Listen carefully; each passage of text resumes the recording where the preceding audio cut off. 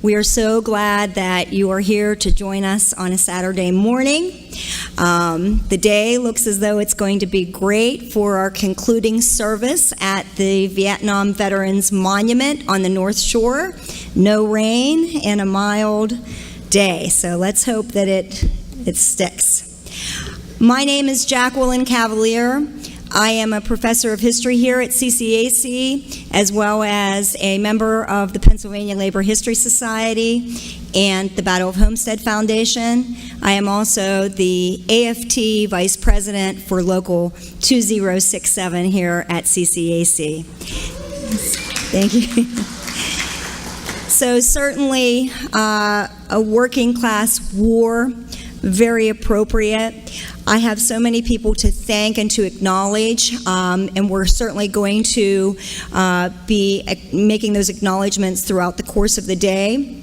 We have 3 fantastic panels with people whose experiences and certainly their insights are going to be advantageous to us all in terms of gaining a better understanding of this conflict and looking at the situation, particularly 1968, through that lens of 50 years later in 2018. With that said, I'd like to make a few acknowledgments myself. First of all, one of the beautiful things about being here at CCAC Allegheny campus is that we are a family. And when people try to put plans in motion and have visions and think maybe they might be challenging to carry out, we have a fabulous, fabulous support staff. This program today would not have been possible without the tremendous support from facilities, marketing, certainly our AV department, Mark Stone and crew are here today, our food service, AVI, certainly our housekeeping staff. Again, I mentioned marketing already, but as most of us know here, you're only as good as the people around you. And we are so very lucky to have a wonderful and supportive leader, and that is our campus president, Dr. Yvonne Walters. So without further ado, I would like to ask Dr. Walters to come to the mic.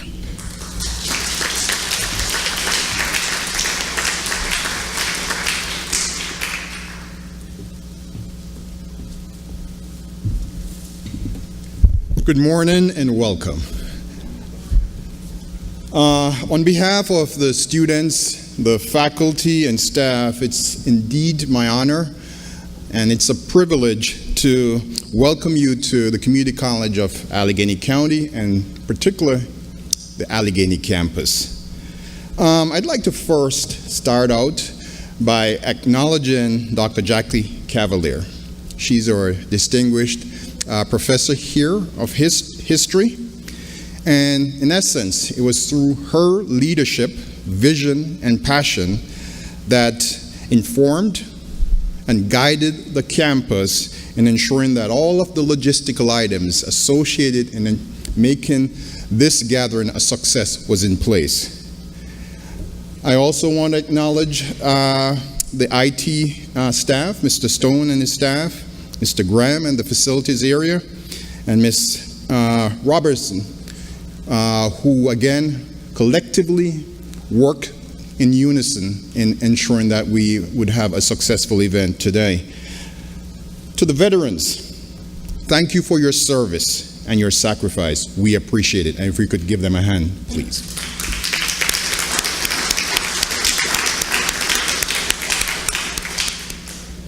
Having one of the largest veterans population here in the state, at CCAC, we remain committed to providing access and support, whether it's in the form of advising, counseling, tutoring.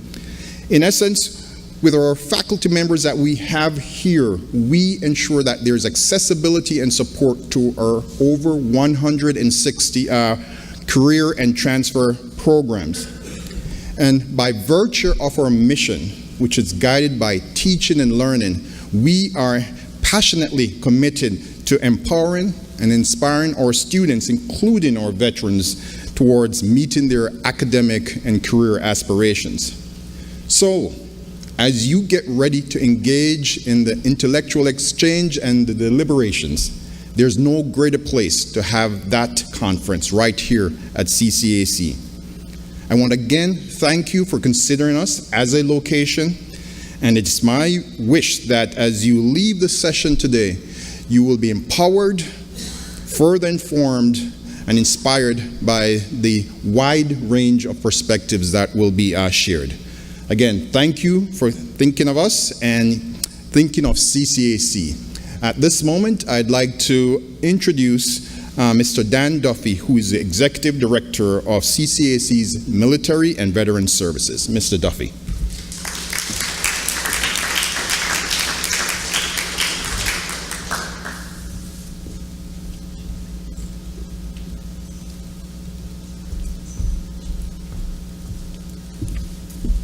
Good morning, everybody. As Dr. Walters said, I am the Executive Director of the Military and Veteran Services offices here at CCAC. On behalf of my office and the college here, I'd like to welcome all of you to this great event.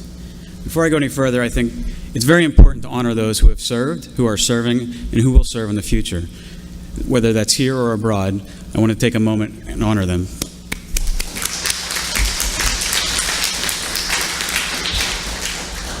I have the privilege of running one of the greatest offices on campus. We are charged with the mission of taking care of our veterans and our military students who want to pursue their dreams and academic goals. Within my office this fall term, we have almost 400 veterans attending class. Beyond that, we have another 150 military dependents and spouses that are represented as well. This allows us the ability to make sure that we are meeting the needs on a daily basis for these students. Not only do we have that many students here, we are the second largest campus or college in the region. So we are making a dent and making an impact with those students as they move forward. Our primary focus is really to make sure our students come first and they're able to become students. As we know, as we transition from from military life to civilian life, there are many challenges. Our goal is to work with those students individually and be the gatekeeper to get them in the class and move forward. My biggest worry and biggest fear is that a student comes to school and isn't able to really focus on being a student because they're too worried about the external issues going on. So our office is charged with taking care of those issues. We work with our students in setting up and working to get their benefits squared away so they don't have to worry about their tuition being paid. We work with our students who are suffering from homelessness, food deprivation, family issues in life by working with our external partners with an organization called PA Serves in the local region. As veterans, I'm sure a lot of you know and have heard of some of those great organizations that are part of that network. Through that network, we're able to work with them and make sure our students focus mainly on what their sole job is, and that's to be students, first and foremost. As they come through our programs, the goal is to make them either career ready or transfer ready to move on to the next step in their lives. This is a foundation. This is a building stone for our students. I'm fortunate to have a great staff representation at each campus. So we're there at every campus for our students. As we move forward, the goal is to continue and expand upon those services so our veterans and our military students see no delay, see no barriers to their education. At this time, I'd like to say thank you and welcome for coming today, and I know you'll be very entertained and engaged throughout the day. Thank you again for your service, those of you who have served, those of you who are serving, and those of you that may serve in the future. Thank you and have a great day.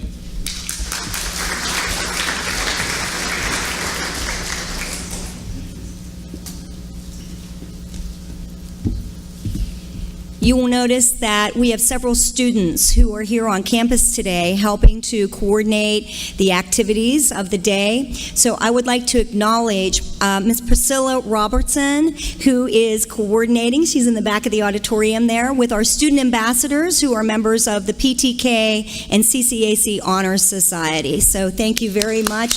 They're volunteering their Saturday to be here.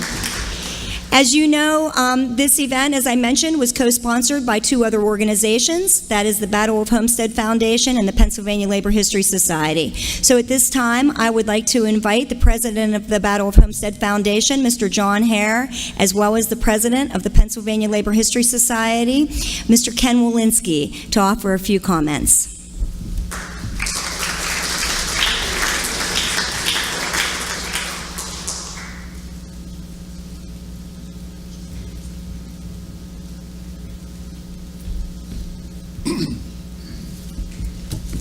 Thank you, Jackie.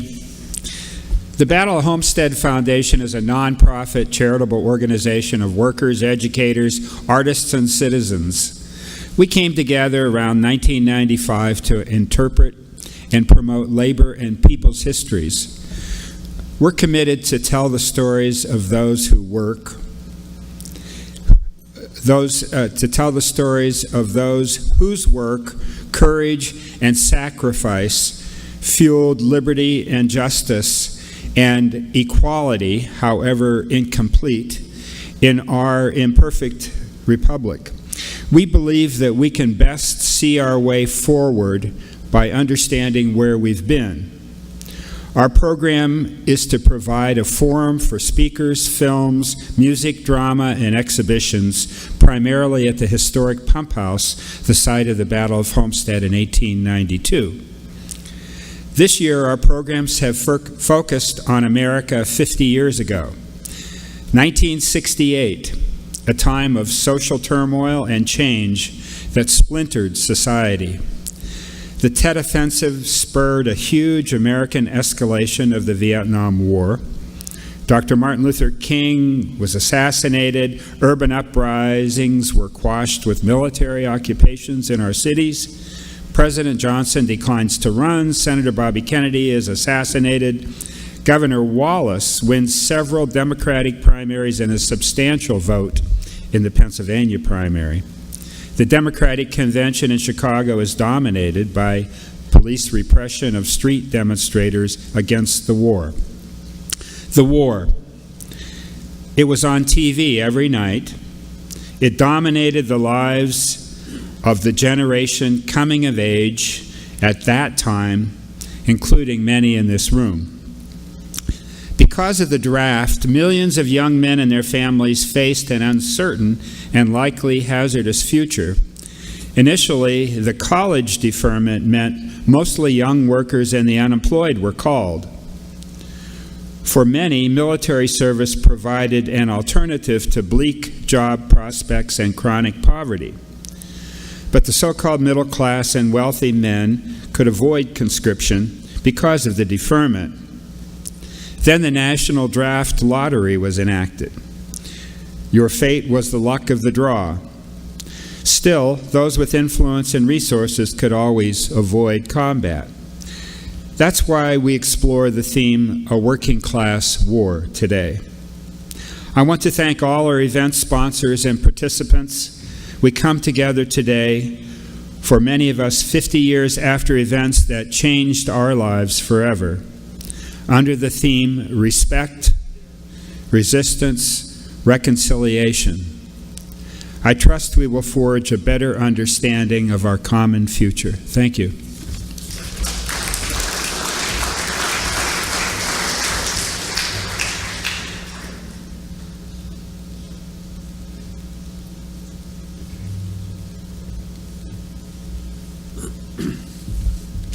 Good morning, everyone. I'm Ken Walensky, the president of the Pennsylvania Labor History Society, which is the Commonwealth's leading organization to remember the contributions of labor unions and working people all across the state. We had a wonderful awards banquet last evening at the Letter Carriers Hall, in which Jackie Cavalier received the Society's Mother Jones Award, very well deserved. And every year we travel somewhere in the state to hold a conference and to have an awards banquet. And of course, we're here today at the Community College of Allegheny County, and we're pleased to partner with CCAC and the Battle of Homestead Foundation. I want to briefly just say this. In the movie Platoon, I don't know how many of you ever have seen the movie Platoon, and the two leading characters in that movie are played by Charlie Sheen and Willem Dafoe. And at one point they are in combat on the border of Cambodia in 1969, and they get talking to each other, and Dafoe asks Charlie Sheen, the character, how did you get here? And Charlie Sheen says, well, I enlisted. I dropped out of college. I enlisted. And Dafoe looks at him in complete amazement and says, you were, I won't use the exact language, but you were basically dumb enough to drop out of college and to come here to fight this war? And Sheen says, yes, that's right. And Sheen asks the Defoe character, how did you get here? And he said, I was drafted. And as a background narration, Charlie Sheen says, guys like him, when the war is over or when they're discharged, they're going to go back to work in the mines, in the mills, and in the factories all across the United States. And he mentions Pennsylvania specifically. And then he says in the background, and I can go back to college. So we see a clear differentiation between the middle class and the working class. The working class paid a significant price to be in Vietnam, the vast majority being enlisted. The vast majority being drafted and not enlisted. So we're here today to learn about the contributions of the working class of this area when it came to the Vietnam War. And we're proud again to partner with CCAC and the Battle of Homestead Foundation. I hope you'll enjoy the day. Thank you.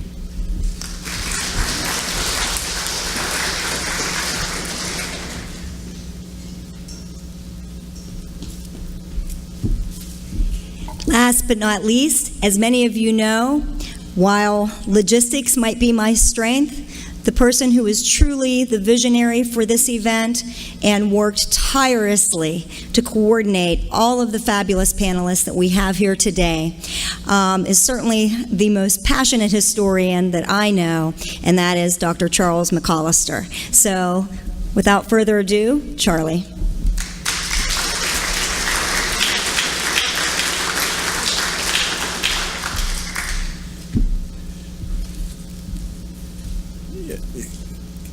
Ken and John's remarks reminded me that in 1967, when I got my draft 2S revoked, I was very opposed to the war, had been living in Europe and reading the French newspapers, studying the French experience, and I didn't know what I would do, but I thought I didn't want to go to Canada, and I thought I was going to go to jail. But when I got down to my draft board, they told me, oh, you can appeal because you're already in the doctoral program. And I didn't know that. And so I did, and went out, hitchhiked out to the West Coast, and not sure what was going to happen when I got back, and found out that I got my 2S. And I used to say I felt guilty about it, but Jack Wagner and T.J. McGarvey used to always say, don't feel guilty. And I really have realized that I don't feel guilty, I feel responsible. I feel responsible to the veterans, to the people who did serve, and that's really why I wanted to have this discussion that tries to get for the young people at the depths of what happened to us. The Vietnam War remains such a traumatic event to this day because the political divisions that we have at this hour that bedevil our American president had their roots in the rice paddies and bomb craters of Vietnam and put hundreds of thousands of citizens in the streets to protest our nation's actions and deeply divided our country. Those divisions are still evident in the body politic. And why has it been so traumatic? First, though the soldiers won the battles, the U.S. lost the war. Something that belief in our nation's manifest destiny held was not possible. And the Tonkin Gulf Resolution of Congress, used to justify the war, was based on a politically manufactured deception. And government deception was repeated in the weapons of mass destruction for the invasion of Iraq.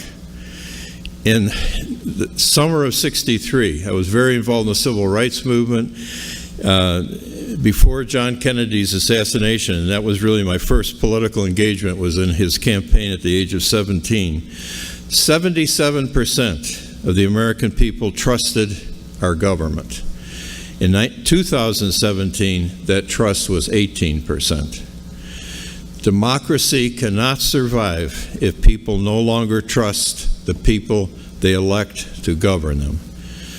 Estimates are that 1,640,000 Vietnamese soldiers and civilians were killed in the war, Well, 58,220 American soldiers died. Hundreds of thousands of Americans and Vietnamese still carry physical and spiritual wounds.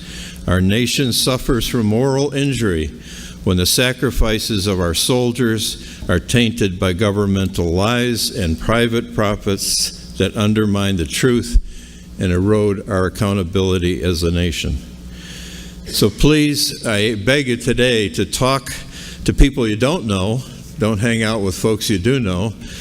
Young people, talk to the elders, veterans, to resistors, and all of us listen to the few Vietnamese voices among us. Finally, I pray that this conference be worthy of its subject, help lead to a deeper understanding, and helps heal the wounds that continue to divide us. Thank you.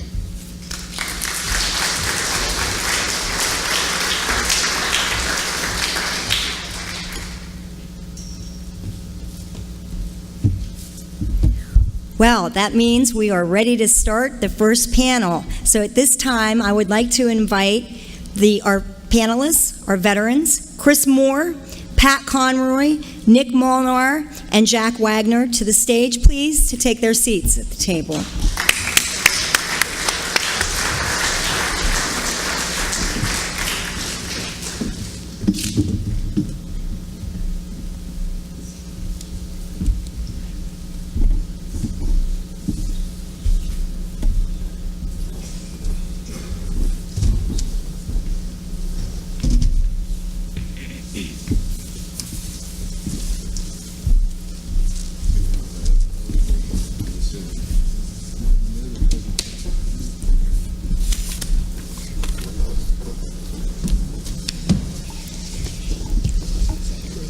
Each of our panelists are going to discuss their experiences for approximately 10 minutes.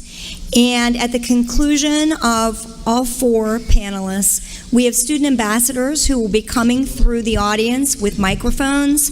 If you have any questions for our panelists, also in your program, there is a 3x5 index card. So if you would like to place your question on the index card instead, we'll gladly present your question from the podium. If you need an index card, I believe that Priscilla has more in the back, and the students have them as well. Okay?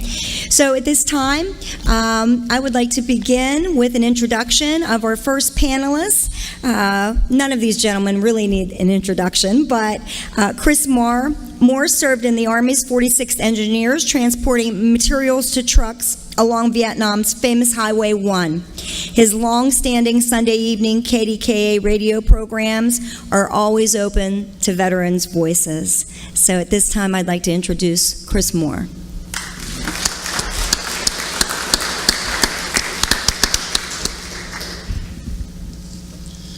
Well, I guess I'll introduce the rest of the panel that we have here. Seated next to me is Pat Conroy. Pat is a veteran, and he is the kind of guy that you always want to know, that it exemplifies that this is a working class war.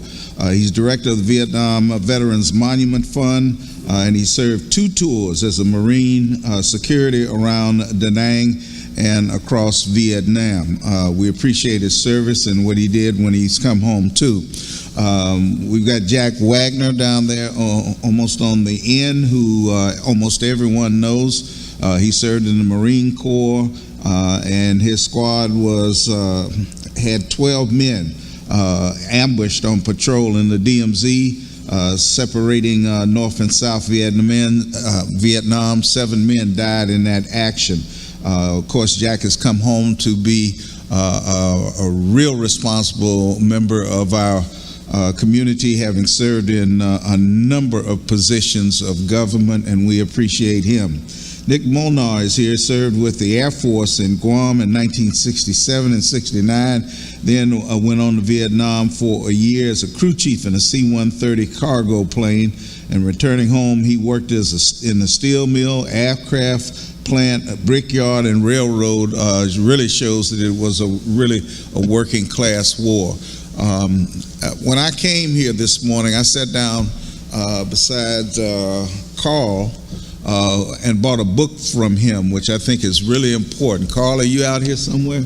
There he is, right there in the front row. He's got a couple more of these books, and I've had a chance, his wife put this together, to thumb through it. And as Charles McAllister said in his remembrance in the program, we were only 50 years out of World War I, and people just don't remember that kind of history. In the 60s, 1968, when most of us were around that era were going to Vietnam, and just perusing through this book, I think this is something every young person should be able to read, because he covers from the beginning of the war and that Buddhist monk who burned himself all the way up through the resistance, the veterans coming home and joining the resistance. And Charles, you should never be ashamed of your resistance or thinking about going to Canada. You probably were a lot smarter than most of us were.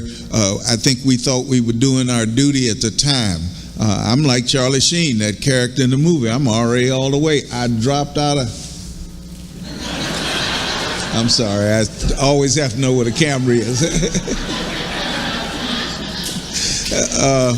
I dropped out of college and joined. I'm RA all the way. And what was I thinking? You know, I really believed in the domino theory and that all of Southeast Asia would fall to communism if we didn't go over there and protect those Vietnamese. And I see the things that are going on right to this day. And this book goes all the way up through Trump, through Obama and Trump, talking about that. So I really think you should seek, Carl, raise your hand again and order the books if he didn't bring enough, because all the young people who ask you about Vietnam, you should show them this book, okay?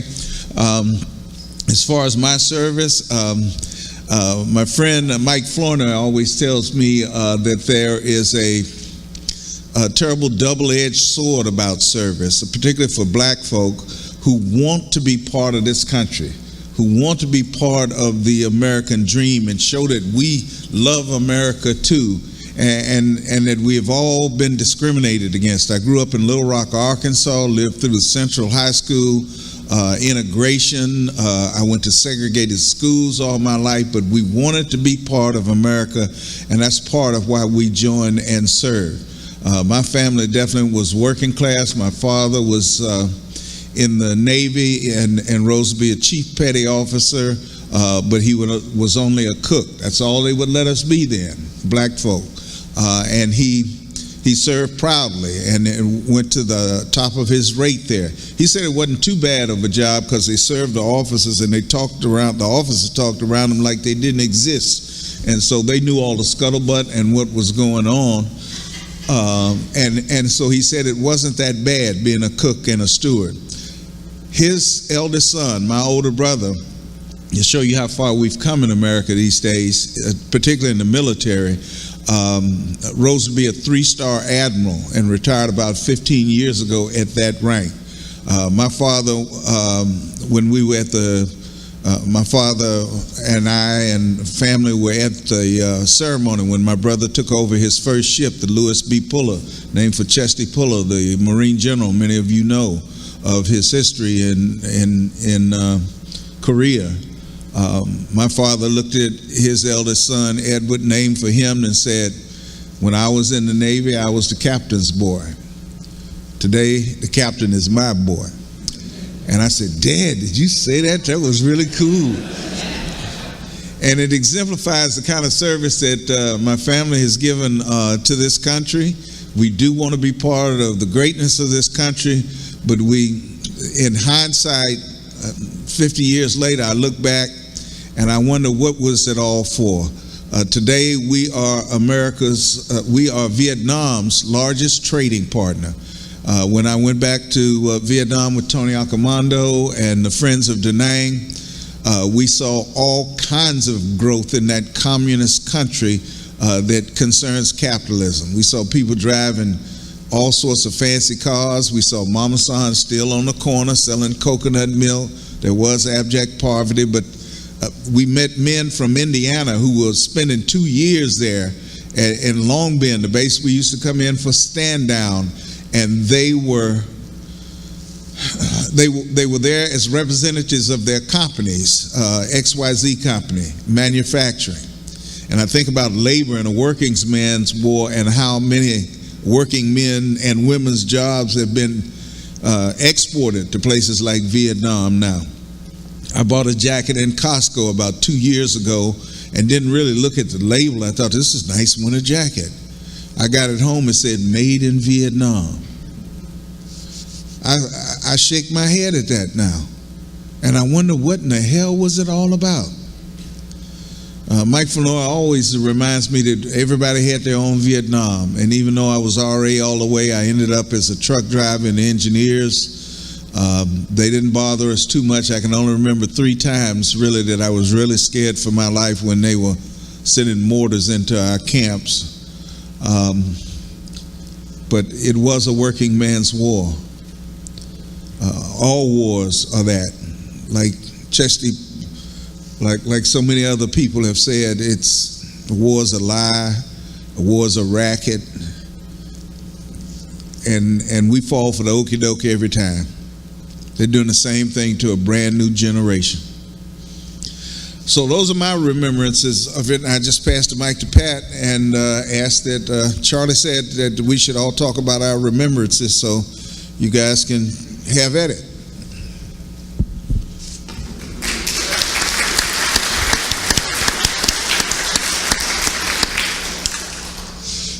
Yeah, hello. My name is Pat Conroy. I'm going to start off. We're tied into Vietnam and some working class war, and I'll take it down to the basic level and start with my individual, and we'll go individuals. I don't know what these gentlemen plan to talk about, but I figure the best way to do is to start out at an individual level. You can get into the society, the concepts, the motivations, the political aspects of it, but it still starts with the people who are willing to go individual decisions based to go and follow the policies. So this is how I got involved. Just grew up socialized like any other young man of the 40s, born in the 48s to the 50s, the John Wayne war stories, the propaganda films that were pulled out, everything, playing army, shooting everybody with a stick, but nobody ever, you nicked me, you only nicked my ear, wait, my stick's accurate, I got you right in the chest, So growing up with that led me into, my country is at war. I grew up with not the love of the Russians that I see in our nation today. I grew up ducking under desks from nuclear threats. And everybody knows how safe those desktops were back in high school. And nuclear bomb or a desktop, I got to go with the desktop, man, So it kind of was the thing to do, to fight communism. I was too young to understand everything that I had picked up since then or even after the war. It wasn't about the politics. It wasn't about the geopolitical situation. It was about fighting communists and going and doing what my parents and my father and my grandfather did, go fight for our country. And it wasn't the policies of Vietnam, the policies of the government at that time. It was about what I thought was right as an American. And we need to rise above that political tribalism that they're called now and understand there's a common America. You can be policy differences. Fine, agree, disagree, debate, do whatever you need to do. But it has to be a common America. And that common America is the only thing I knew. I wasn't smart enough to get into all the social understandings and everything that was going on at that time. So I was, probably my senior year, around March. I graduated in June. Around March, my friend got out of high school a year earlier, and he had trouble finding a job. Everything that you heard, the economic situation, parents are telling him you better find something to do and get out of the house or whatever. So he came up with the idea of going to the Marines. So I'm still in school and it fits my agenda. I was a risk taker. None of them sticks ever hurt me. John Wayne always came back for the next movie. This is up for me, I'm going, So even before I was out of high school, I knew I was going to Vietnam. Everyone else was talking about future, the college education, the jobs, getting married. I would go down to an overlook. I was born right up here in Northside. Northside's my neighborhood. And there was an overlook that looked down into downtown Pittsburgh. You could see the triangle and all that points of interest down there. And I would sit there. Other kids are looking about where they're going with their future. I'm deciding I'm going to a war. I was an athlete. I started going through the process. Well, if I die, or if I get wounded, I don't want to lose a leg. I don't want to lose an arm. I'm an athlete. I'm a young man. I want to have all those things that young men have. But I had to accept that, and it was fearful. When other people are making decisions on college, I'm making the decisions on how I want to live life, how I want to handle life, how I want to handle what might happen to me. So I came to the resolution that if I just came back ahead, I wanted to come home alive. I didn't need a body. I just wanted to have this part of me that was me come back and be alive. So I go down to the federal building and I take a physical, and I realized through the physical, I'll have to go. At probably 12, 14 years old, a shotgun blast went off in my ear. It was in a hunting. Guys were drinking, typical hunting camp, and giving me a shotgun with a pumpkin ball in it. This works. Bam, now this is safety's on, safety's off, safety's on, safety's off, safety's on, bang, went up right off in my ear. So when I went down to take my physical, they told me I'd have to go because I had high frequency hearing loss. I probably one of the only person I know that was disappointed. They're going through the line, and the vets will tell you 1, 2, 3 Army, Marines, 1, 2, 3 Marines, 1, 2, 3 Marines. Everybody was drafted. Some of them boys got a surprise that they weren't going in the Army. They're going in the Marines, and you'd see the look on their face. The look on my face was the opposite. The corpsman told me, "You want to go?" And I'm like, "Yeah." "What are you going into?" I said, "The Marines." He just rolled his eyes. Took me back into the exam room and told me, whatever side I point to, you hit the button and you'll go in. He boosted it up to minimal and I got in. I'm happy, right? This is what I wanted to do. Well, needless to say, about a month or two in Nam, I had stopped at Marine recruiter that had a Navy recruiter. And one time the Marine wasn't in and I waited in the Navy. He's slipping and sliding, all that. "Hey, what's your name?" "Well, I won't call you or anything like that," trying to get another person in the Navy. So 2-3 months later, I'm in Nam. I get a letter from home sending me information. They asked me if I wanted to join the Navy. Well, from that guy that wanted to go to Nam, I got a Nam. I'm trying to get in the Navy now. You know what I mean? I filled it out, sent it home. Never heard another thing from him, man. You know what I mean? So I ended up in Vietnam. I ended up in the Marines, went through the training, I think 6 months. I went in the Marines August of '67, and I was in Vietnam by February of '68. There's nothing. The best military training, the Marine Corps training can prepare you to maybe learn how to handle stress better, maybe how to manage and push yourself further than you've ever pushed yourself at that time. And I was a football player, always in football camps, running in the heat, not drinking any water, taking my salt tablets like they told me to do. That's totally ridiculous today, people wouldn't do. And I spent 6 months doing nothing but preparing for Vietnam. And I think I was in staging in Camp Pendleton, getting a flight to go to Vietnam when the Tet Offensive broke out. They actually sent my flight back. We were about 3 days from leaving for Nam, and they sent my flight back because they had to take 28th 27th Marines, 28th Marines. Somebody went over there as a whole regiment because they had to respond to the Tet Offensive. I got there. We went from 3 or 4 days in Okinawa that was still going through typhoon weather, rain and cold in the 40s. I got hit in Vietnam where it had to be 100 degrees. You can feel it. When you walk off the plane, an air conditioning plane, you're walking through a wall. You're walking through a wall of sound, of heat, and of humidity, and of smells that totally foreign to anybody born here on North Side and probably anywhere else from the country that you entered to, you know. It was a totally different world. I was 19 years old, and all of a sudden I'm surrounded with just the smell, this feeling and stuff. You get to your unit and you're lonely.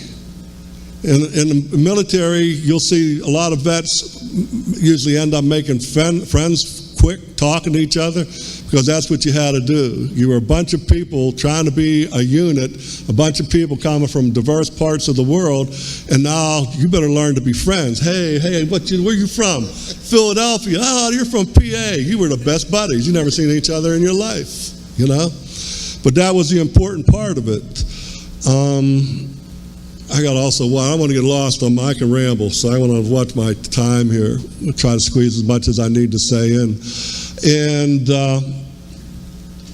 I was put in a security company, and we were making patrols outside of Da Nang. We were guarding the 1st Marine Air Wing General.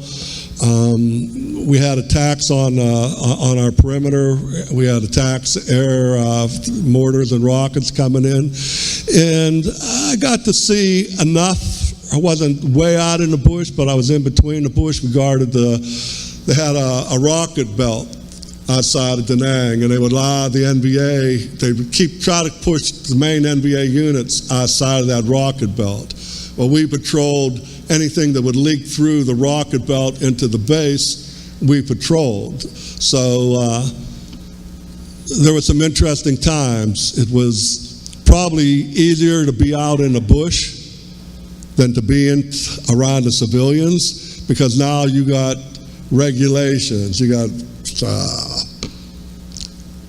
fire. What's it? I forget the term, but you're not allowed to fire unless they fire at you. So your hands were almost like in the police department. You're tied, you're in combat, and you're almost in combat, but you still got civilian rules. You get into the jungle, you get into the bush, the only rules were survival and listening to your authority figures, you know. So I did that and seen a lot and learned a lot about the business end of it, how the officers ran things, because I would fly Kellers and security guard at the gate. Computer guys would come in to fix communications and computers and the communication bunkers, and I'd escort them back into Da Nang, and seen a wide variety of the war. I had extended my tour and became a machine gunner on a Chinook, a CH-46. You see those double-bladed helicopters flying around. The Marines used them. The Army used UEs everywhere, and they had medevac UEs, and then they had resupplies, and they had their gunships. The Marines used their 46s to do all what a lot of different varieties in the Army helicopters would do. We would medevac some nights, days. We would do troop flip-flops, put them into hilltops, fire bases, different things we needed to do. We did reconnaissance missions. We did anything you could think of that the Marines needed did, I seen. So it gave me a wide variety of the war. But the smaller picture was my survival. The smaller picture was the survival of every combat, every Marine around me, and every Marine, if I was on a medevac mission or resupply mission, that they got what they wanted to do. The broader concepts of all this geopolitical, the policies, this is right, we were wrong to be there, none of that mattered. The only thing that mattered to me that I kept in mind, that I was giving these Vietnamese people to capture my ideal America.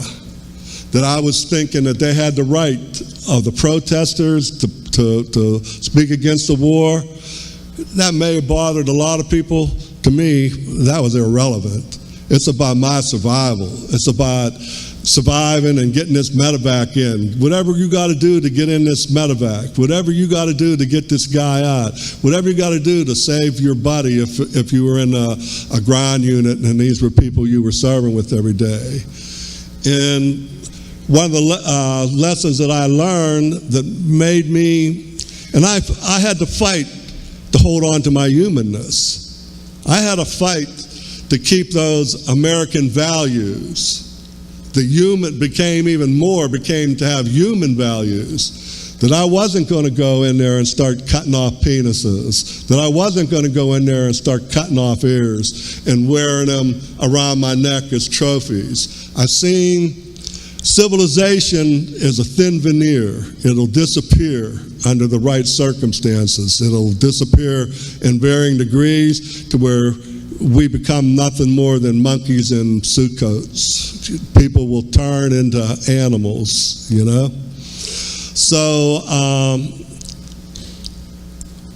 what I discovered was the opposite of that, of what it was like to lay your life down for somebody else. You're giving up your life. You're not giving up your time. You're not giving up your money.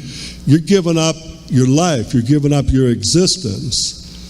To put the big example is when we were coming in on helicopters on medevacs, I didn't know those people on the ground. I didn't know anything about them. I had no history with them.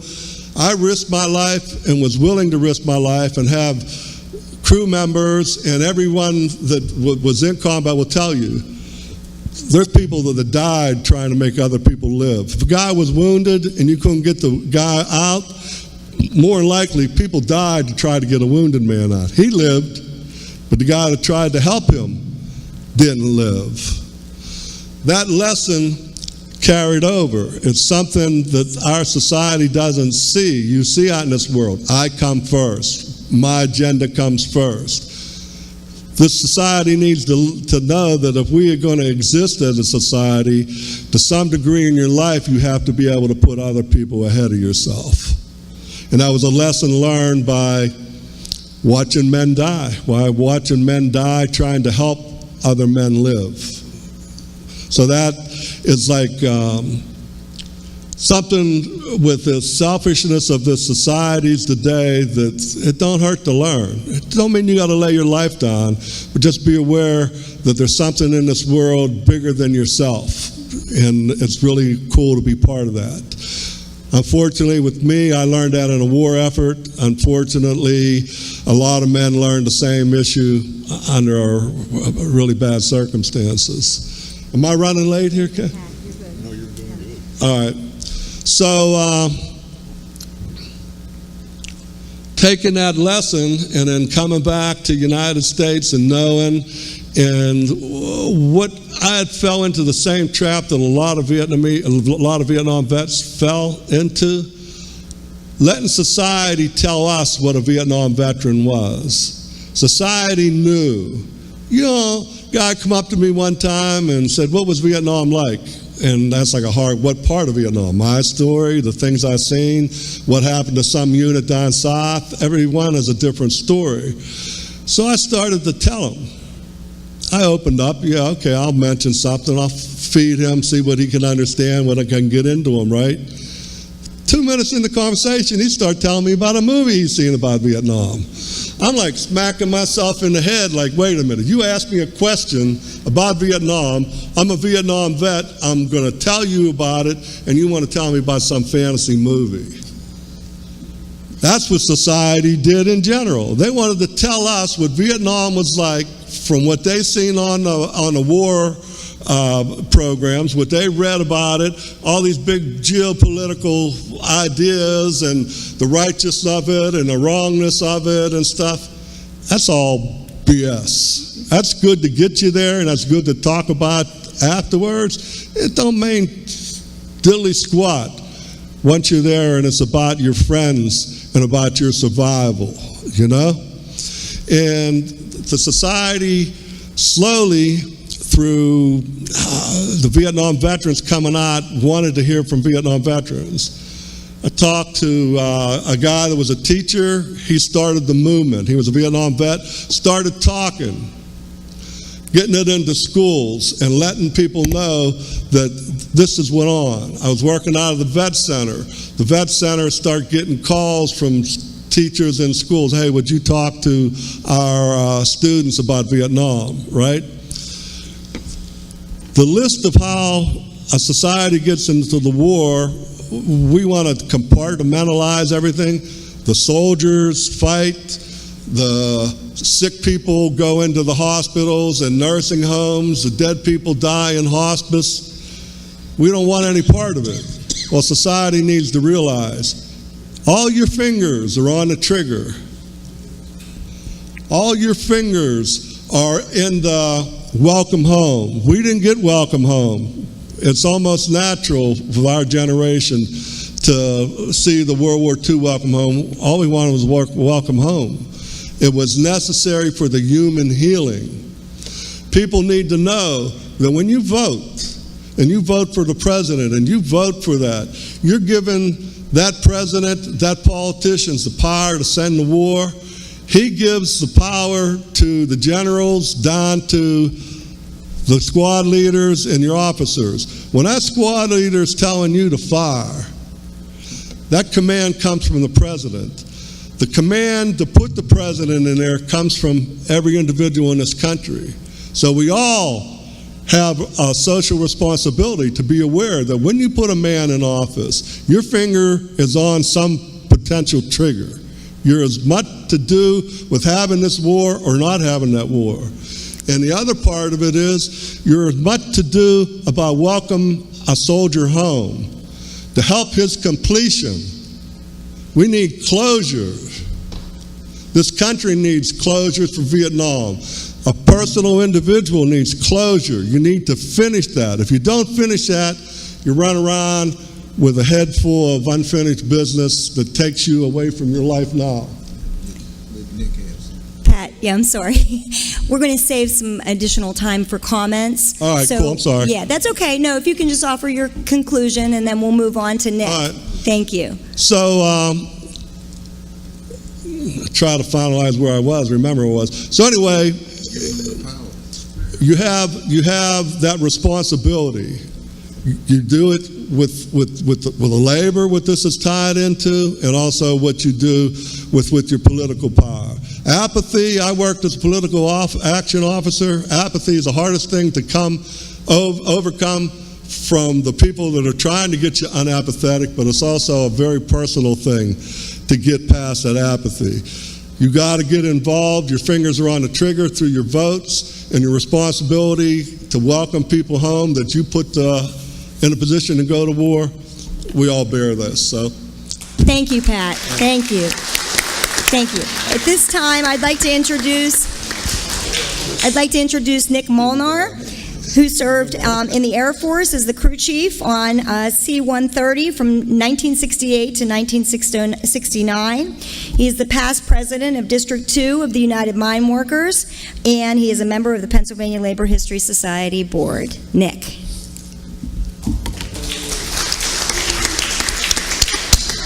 Good morning, ladies and gentlemen. The first thing I'd like to do is I'd like to ask the veterans that are out here in the audience to please stand. Is it mic on? Is it mic on? Excuse me. no, that's all I do.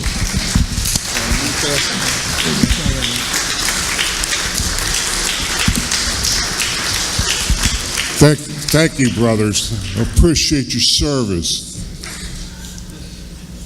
I hope this panel up here, in our humble way, gets to represent you in some way.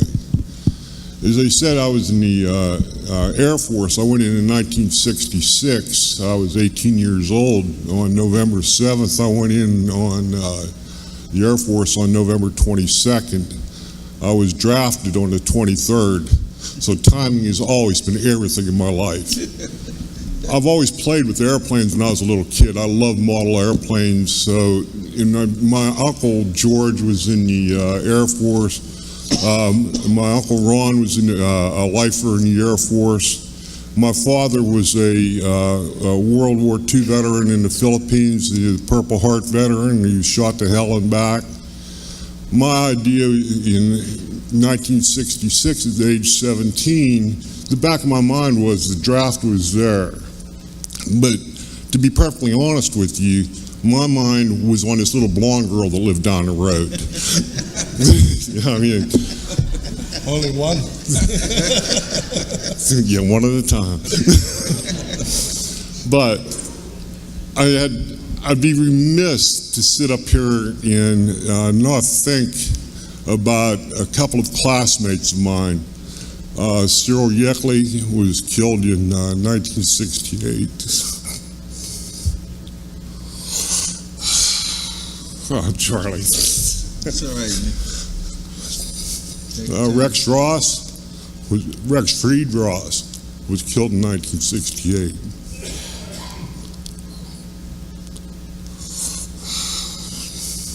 Take your time, bro. Yes, sir. It's all right. Yeah. But the reality is I ended up in the Air Force. I was on Guam for the first part of up until 1969. We heard about the riots going on campus, the anti-war protests, things like that. But really didn't pay a lot of attention to it because it had no bearing on us. We had a job to do. We knew what we were doing.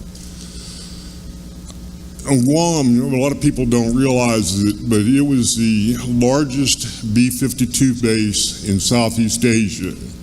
Every flight, every morning when you get up, you'd hear the engine starting up on the B-52s. Every 3 minutes, a B-52 would take off when they had a flight going out, and it would last for hours. Just one airplane after another. I'd sit there and I could only imagine watching those fully loaded planes taking off, and a half a day later they would come back empty. I couldn't even imagine how this world wasn't blown apart. It was just unbelievable.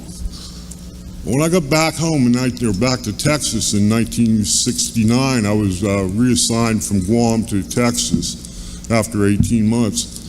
I went down to Austin, Texas, because I was in Allegheny. I went down to Austin because there was an anti-war protest going on. And I wanted to see what this was all about. I wanted to watch the people there to see what they had to say, listen to what they had to say. I spent the whole day down there with my cousin. He was stationed down there, Dan Molnar. And we saw the Vietnam veterans against the war. They were marching behind a banner. And I listened to what they were saying, but the one thing that struck me about it was these guys had real long hair down to their shoulders. They were pretty scruffy. They were wearing old fatigues, jungle fatigues. And I kept thinking to myself, who in the hell are these people? If they just come back from Vietnam, where in the hell did they get all that hair at? I mean, think about it. You know, my brother here said about getting off the airplane in Vietnam, that how when you step out the door, it just hits you in the face. I mean, it just sucks the breath right out of your lungs. It was just so hot, so humid. It was, the smell, the stink of war, it was unbelievable. And where the hell did these guys come from? They're marching behind this banner. What are they doing here? What are they talking about? And I couldn't make any sense out of it. So when I left Austin, I was only down here for the weekend. I just went down for that one anti-war rally. I come back to the base in Abilene.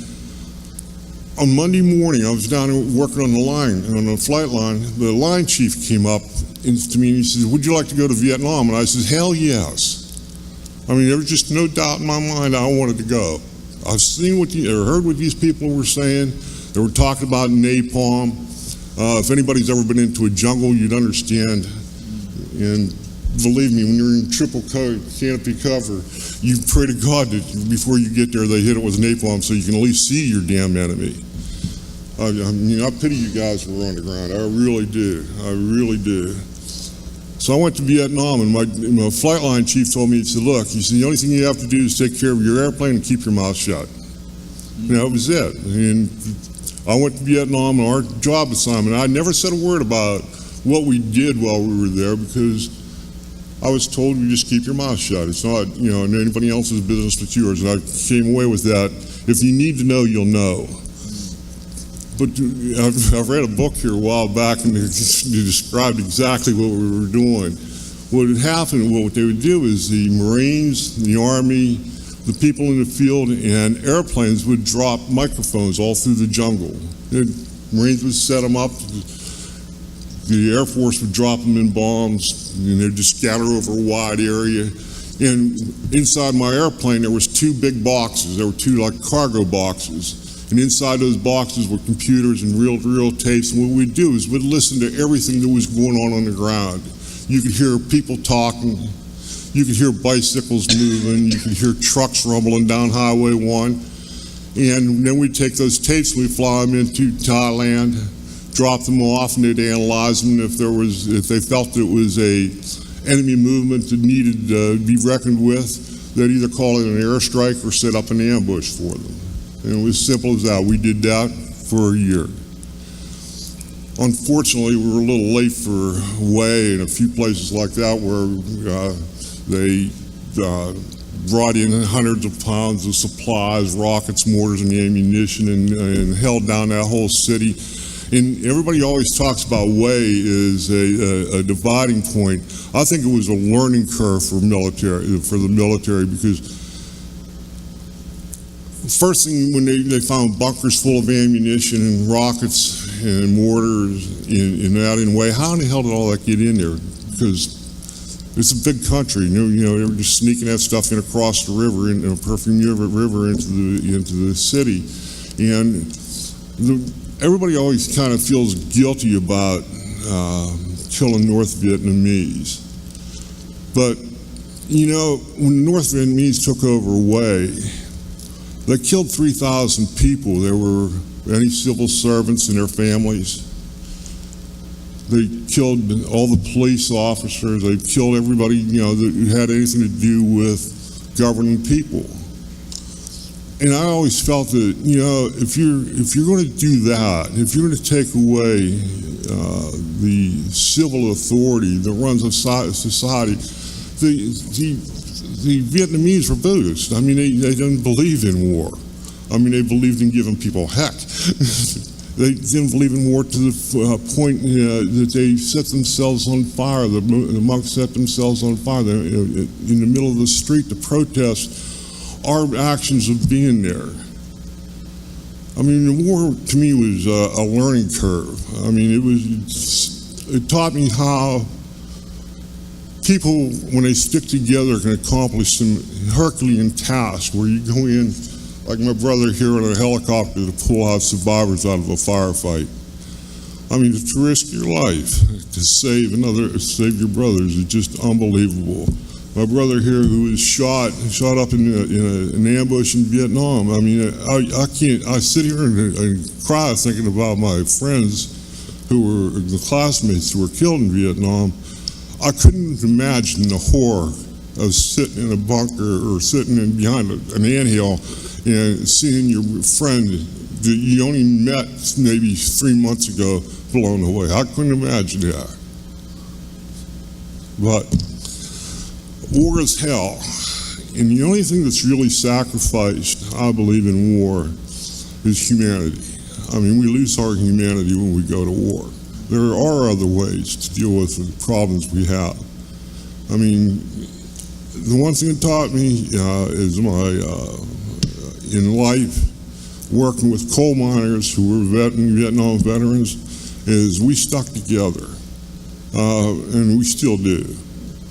That was an invaluable lesson. It wasn't a Me Too generation, it was all of us. So basically, that's all I have to say for right now, so I'll answer any questions later.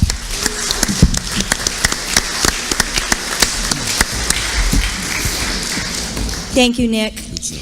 At this time, I'd like to introduce Jack Wagner, who served in the Marine Corps from 1966 to 1968. His squad of 12 men was ambushed on patrol in the DMZ, separating North and South Vietnam.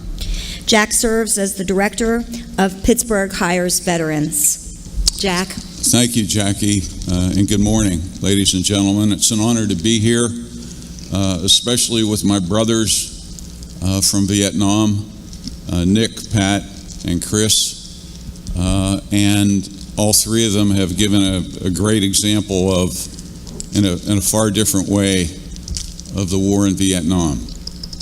The war in Vietnam was an ugly war, and anyone and everyone that was part of it or has studied it certainly knows that. But the truth of the matter is that all wars are ugly. And the most important aspect, I believe, of Vietnam is to learn from it. And I believe that's the reason for this conference today and this weekend. And probably the most important thing I can say today, and I'm going to start the day saying this and end it, is welcome home. Again, to my brothers and sisters from Vietnam, but to everyone. We're going to end the day by saying that in regard to a tribute to T.J. McGarvey, who was the person behind the construction of the Vietnam Monument. My experience in Vietnam is one of a working class. I joined the Marine Corps when I was 18 years old, and I joined it with 4 other friends on the so-called buddy program. I didn't join it to be a hero. Myself and my 4 buddies were loafing on a corner in Beachview, the Beachview neighborhood where I live today, where my wife and I live today. And we knew we were to be drafted. I couldn't afford, my family couldn't afford me going to college. And we joined the Marine Corps for one simple reason. At the time, it was the only branch of the service where you can join for 2 years. The other branches of the service were 3 or 4 years. And knowing that we were going to be drafted, we accelerated the process. And we joined in the buddy program. And we joined to get our service behind us, and also knew that the GI Bill was part of serving your country, and I would be able to pay for a college education. It was really that simple, not to be a hero. After I joined the Marine Corps, quite frankly, I said to myself, I didn't realize what I was getting into. My father was irritated that I didn't talk with him about it, but that's life, and every one of us is an individual experience. But I bring that up because Vietnam was a working class war. And I'll give you no better example that it was a working class war than 3 presidents of our country, Clinton, Trump, and George W. Bush. 2 of the 3 did not serve and conveniently made sure they didn't. And one did serve, but also had the influence to make sure he never ended up in combat. Now, I say that for a reason. Part of my life experience for 30 years has been an elected official. I say that because we need to make sure we really have an impact on our country. And yes, Nick referred to it, Pat did, and Chris does all the time on the radio and does an incredible job talking about the responsibility of us as citizens in our country getting into war. It's important to have people, and if there's any outcome of today, it's participation in the process.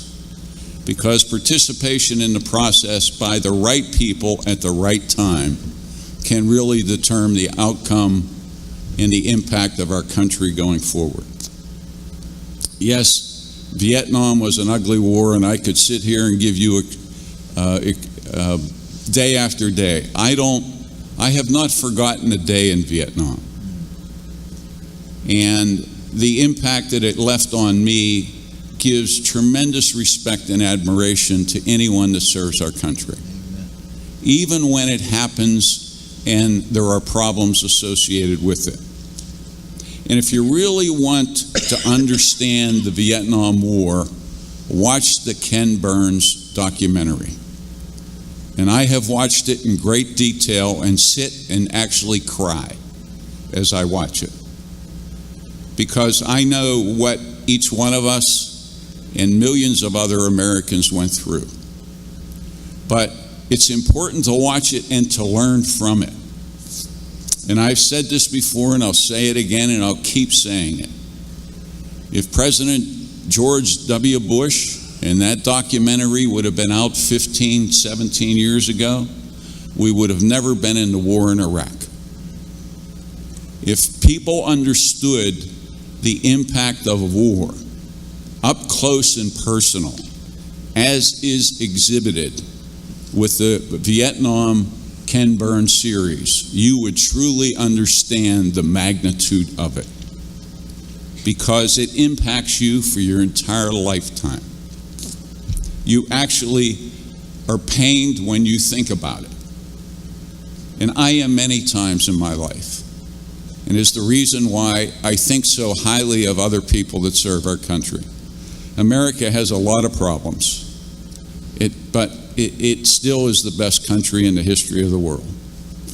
And it's great that we're able to come together and talk about it, and talk about how we can improve it. And hopefully, as a result of this series and others, and the Vietnam documentary, we can learn from it. Because that's really what is the important message, I believe, here today. That hearing the experiences of each one of us and the other panels that will be part of today, and believe me, everyone up here, every Vietnam veteran respects others' opinions. We respected those who were against the war. Mike Stout is one of them.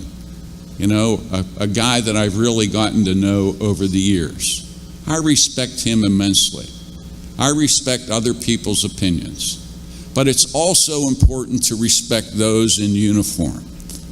No one ever spit on me when I came back from Vietnam. You'll hear that by some people. Believe me, if anyone would have spit on me, they would have had serious problems. And it wasn't because of me.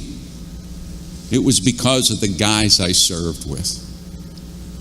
Because some didn't come home. And that still eats the inside of me out each and every day. But I have respect for them. And the same holds true with the war in Iraq, of which, believe me, I was one of the most outspoken people about that war. Because when I saw on TV the so-called weapons of mass destruction, 55-gallon drums sitting in a corner, and it was said that we're going to war because of that, I said this has to be insanity. So we all bear a price, and all of us need to engage. And yes, some wars are necessary. I hate to say that. But we all know that WW2 was necessary. Because we had dictators and tyrants that wanted to rule the world. When in fact democracy is really the form of government that is by far the best form of government. Because it's a participatory government. But it requires participation for it to work. And my greatest fear, to be frank with everyone, is that we're withdrawing from participation. That we're not encouraging people to run for public office. That they can reach the highest levels of our government. It is wealth that drives who's elected today. I hate to say that. But just look at various offices, and generally it's those that have the most wealth that are elected. That process needs to change. That's really at the heart of it all, to make sure that sound decisions are made in regard to war and in regard to each and every day activities within our country. There's a lot that can be learned about the Vietnam War. But the last thing we want or another 58,000 Americans dying, and millions, and I repeat, millions of other civilians that died in the process, and millions that were seriously wounded. And we'll never forget the experiences of that war. So let's learn from it. Let's make sure that today is productive. And let's make sure that our country is a better country. Thank you.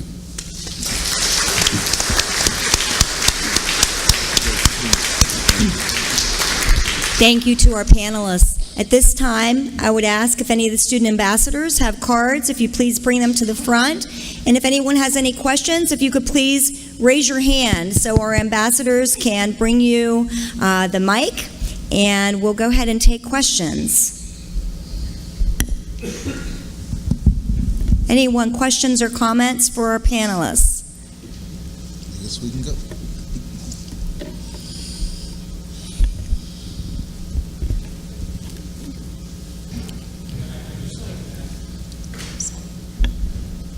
Go ahead. Yeah, let's start right. No, let's start here. Let's start right here, and then we'll go to Ken next.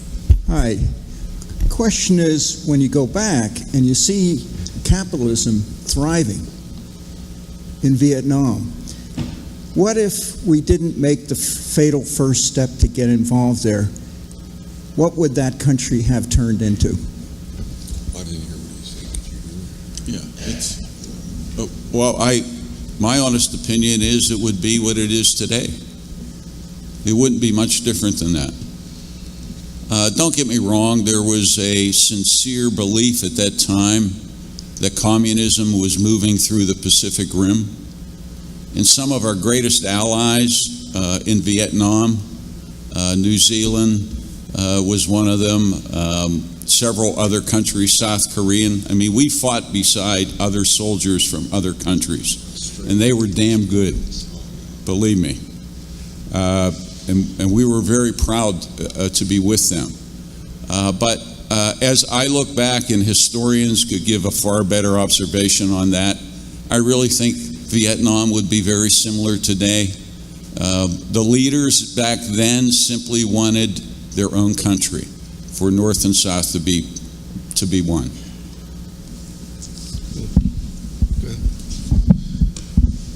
I remember going back in 2006 and seeing Long Bend, the base we used to come in for stand down, looking like any RIDC that's around here. It did. There were tree-lined boulevards, they were paved, there were modern buildings. We saw Coca-Cola plants. We saw all kinds of American industries. Hyundai, South Korean is making a fortune over there in buses and mopeds. Everybody had one. Traffic was a nightmare with everybody riding on those things. I think, you know, growing up in segregated schools in the South, they taught us in 8th grade civics and history classes about manifest destiny and the white man's burden, and that we should do this. And if you look at the history of this country, from the expansion across the Great Plains of this country and what we did to Native Americans, to wars in Central and South America, Vietnam, now continuing in Syria and Iraq and Libya and all these places, I think that we ought to export, and we would win more friends if we bomb them with butter. That's a phrase I've come up with because they taught us about the fight between guns and butter in terms of budgets in the United States. Should we spend more on domestic plans and butter the things that build our highways and byways and all that sort of stuff? The stuff President Trump talks about in making America great and putting people back to work. But they also taught us about guns and fighting that. And I really think, going back, it taught me that everybody wants the same thing. Those things they taught us, everybody wants food, a shelter, clothing, a job, those kinds of things to exist. And the Vietnamese have that now. And they're doing it mostly through capitalism, not communism. So if we exported the good things about this country, if we bombed them with butter, If they we saw, they told us there were 14 Kentucky Fried Chickens in Saigon alone. They love Kentucky Fried Chicken. There was McDonald's over there. They'll get as fat as we were. They won't want to fight anybody. UPMC can go over there and take over all their hospitals. They'll have diabetes like many of us. They don't want to fight anybody. They'll be happy. Export the good things of America, and we'll win more friends with that than we will with guns and at the butt of the gun trying to export democracy. Other questions? First, I want to thank everybody up on the panel for being here and speaking the truth about our past that needs to be told. Jack, you spoke of those who died, not only in America, but in Vietnam, all the civilian deaths. The one stat that's often unspoken is that, I don't know the exact date at which I learned this stat, but it was in the 90s. There was a point at which the number of Vietnam veteran suicides had outnumbered the 58,000 who had actually died in combat. And obviously that number has grown considerably since that time. I didn't go to Vietnam. I resisted Vietnam and was fortunate enough to get away with that.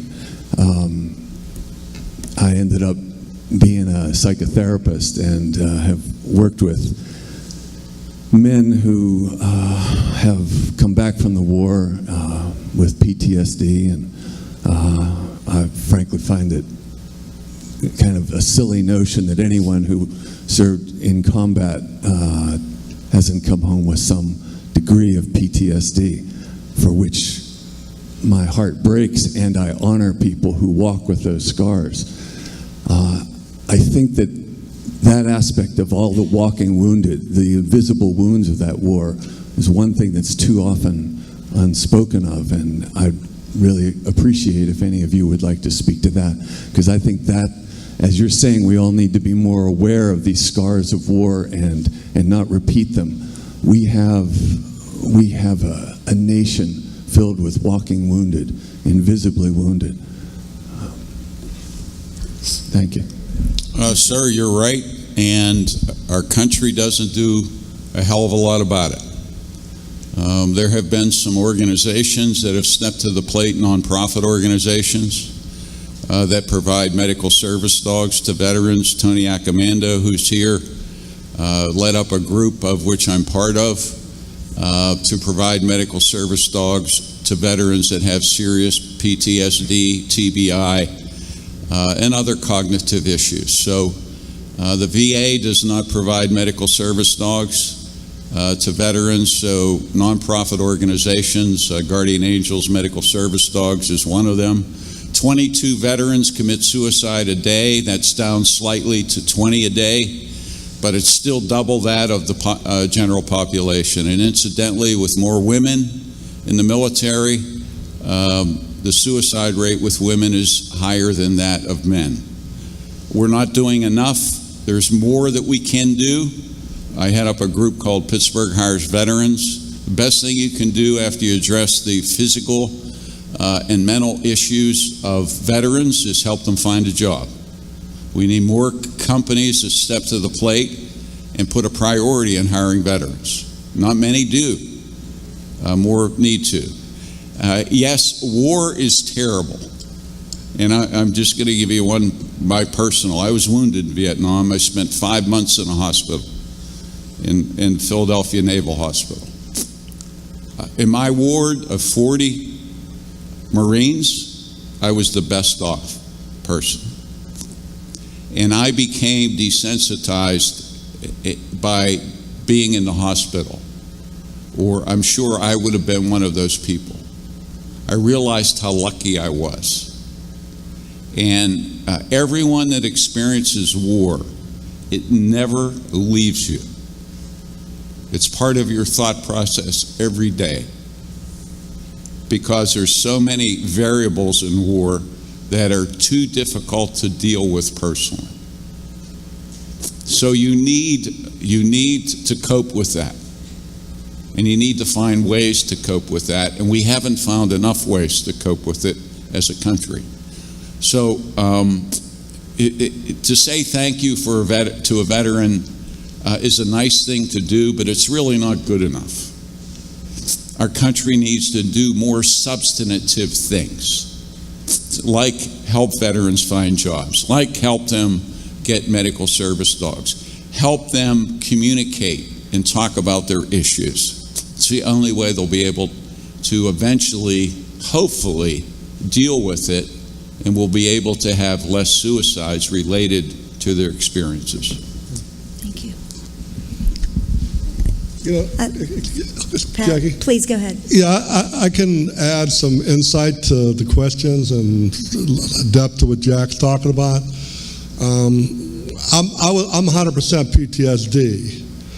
I started down at the Pittsburgh Vet Center with when it was on Penn Avenue with Dave McPeak, and the 21 months that I did in Vietnam were 21 months of surviving in that war, what I had to do every day.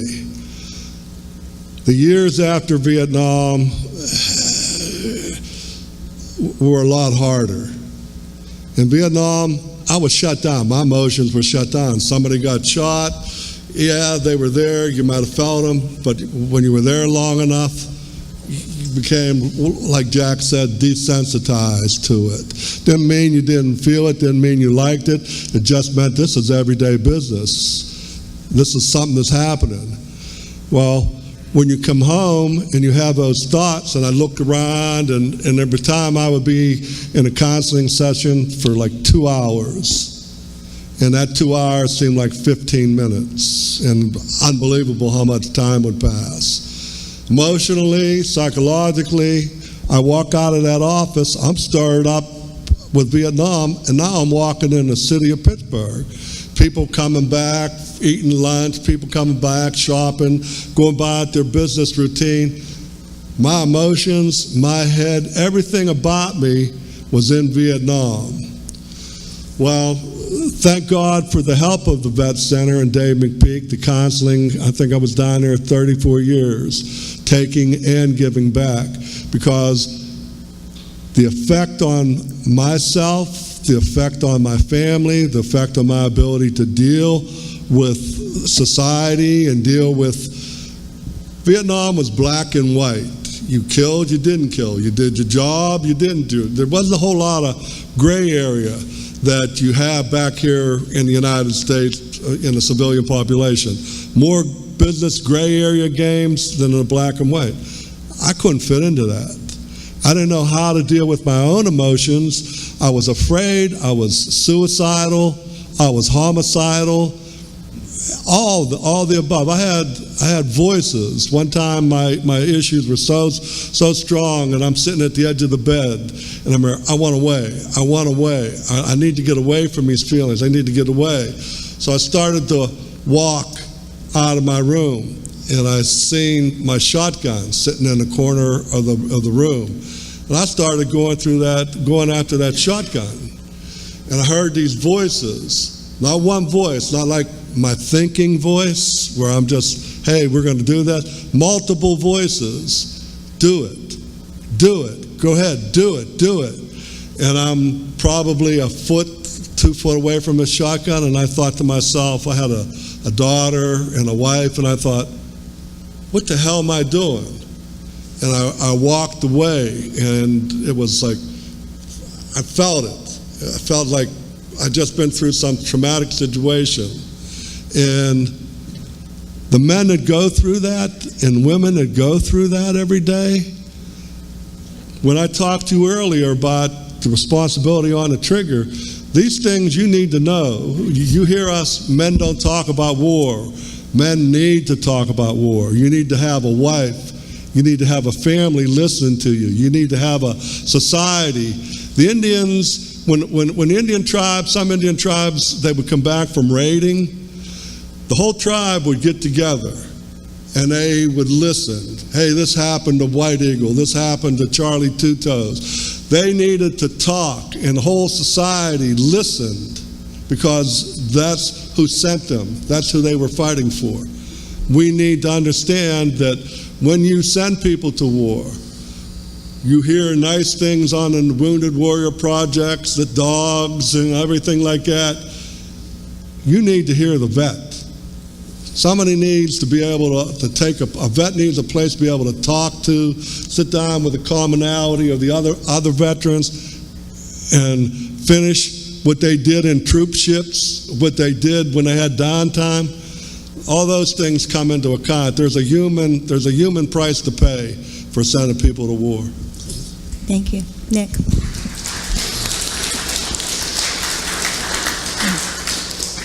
I want to get off subject here just a little bit, because right now one thing really scares the hell out of me, and it's politics. We have a thing in our government called the War Powers Act. What that means, and even under Eisenhower, who sent the first troops into Vietnam, they sent in advisors in 1958, and it escalated from there. But the War Powers Act allows the President of the United States to send troops in harm's way for 60 days and another 30 days to withdraw those troops. Under the present situation we have right now in our federal government, I think that's an ill-advised piece of legislation that needs to be looked at real closely. And I know there's people in the House and Senate right now that are debating that issue. And I hope to hell that nobody in this room walks out and tells our current president that he has the power to send troops in harm's way, because I believe I'll be the first person trying to stop that in any possible way I could. But I think that it's beholden to everybody here to bring that up to their congressmen and their senators. This is an election year. Now's the time to make them people pay attention that war is not a good thing. War is a necessary evil, as Jack said. I'm not paraphrasing, just putting it in my words. But the fact of the matter is, we have a situation right now where we could be at war Monday morning. Yeah. Thank you, Nick. We have time for just one more question. And I want to remind you that our panelists will be available for discussion. We're encouraging engagement during the lunch hour. So please, if you didn't get your question asked in this forum, please feel free to certainly approach them during lunch. Our last question, please. Yes, I have a question for Chris Moore. Chris, would you please comment on what you thought of Jimmy Carter's pardon of the draft evaders? Can you say that again, please? Would you please comment on what you thought of President Carter's pardon of the draft evaders? President Carter pardoning the draft evaders? At first, I was angry about it. But then I thought about all the people who raised the consciousness and how my opinion changed so much about people who resisted the war. Because I volunteered to go, I believed in all that stuff. When you do deeper and further analysis of the things that people tell us to go to war, and you see that it's working people, that class of people who always bear the brunt of it. You go back to the Civil War. Some people who had money could pay $300 to get out of it. And these war resistors and who went to Canada, I don't think I would have had the nerve to do that then. I wanted to be part of America. If we had a war, I wanted to be in it. Till I got there and started seeing what war was really about. So I appreciate, I appreciate everybody like Dr. McAllister. I appreciate who resisted. I appreciate the veterans who came home and became resistors of the war. I appreciate those who went to Canada. They had better sense than I did at the time.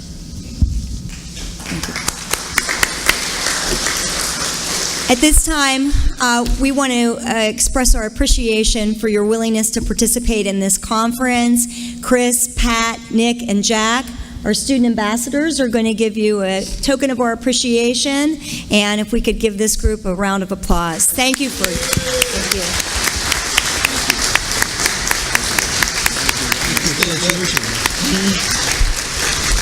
Thank you. We're going to have about a 5-minute break while we get ready for the next panel.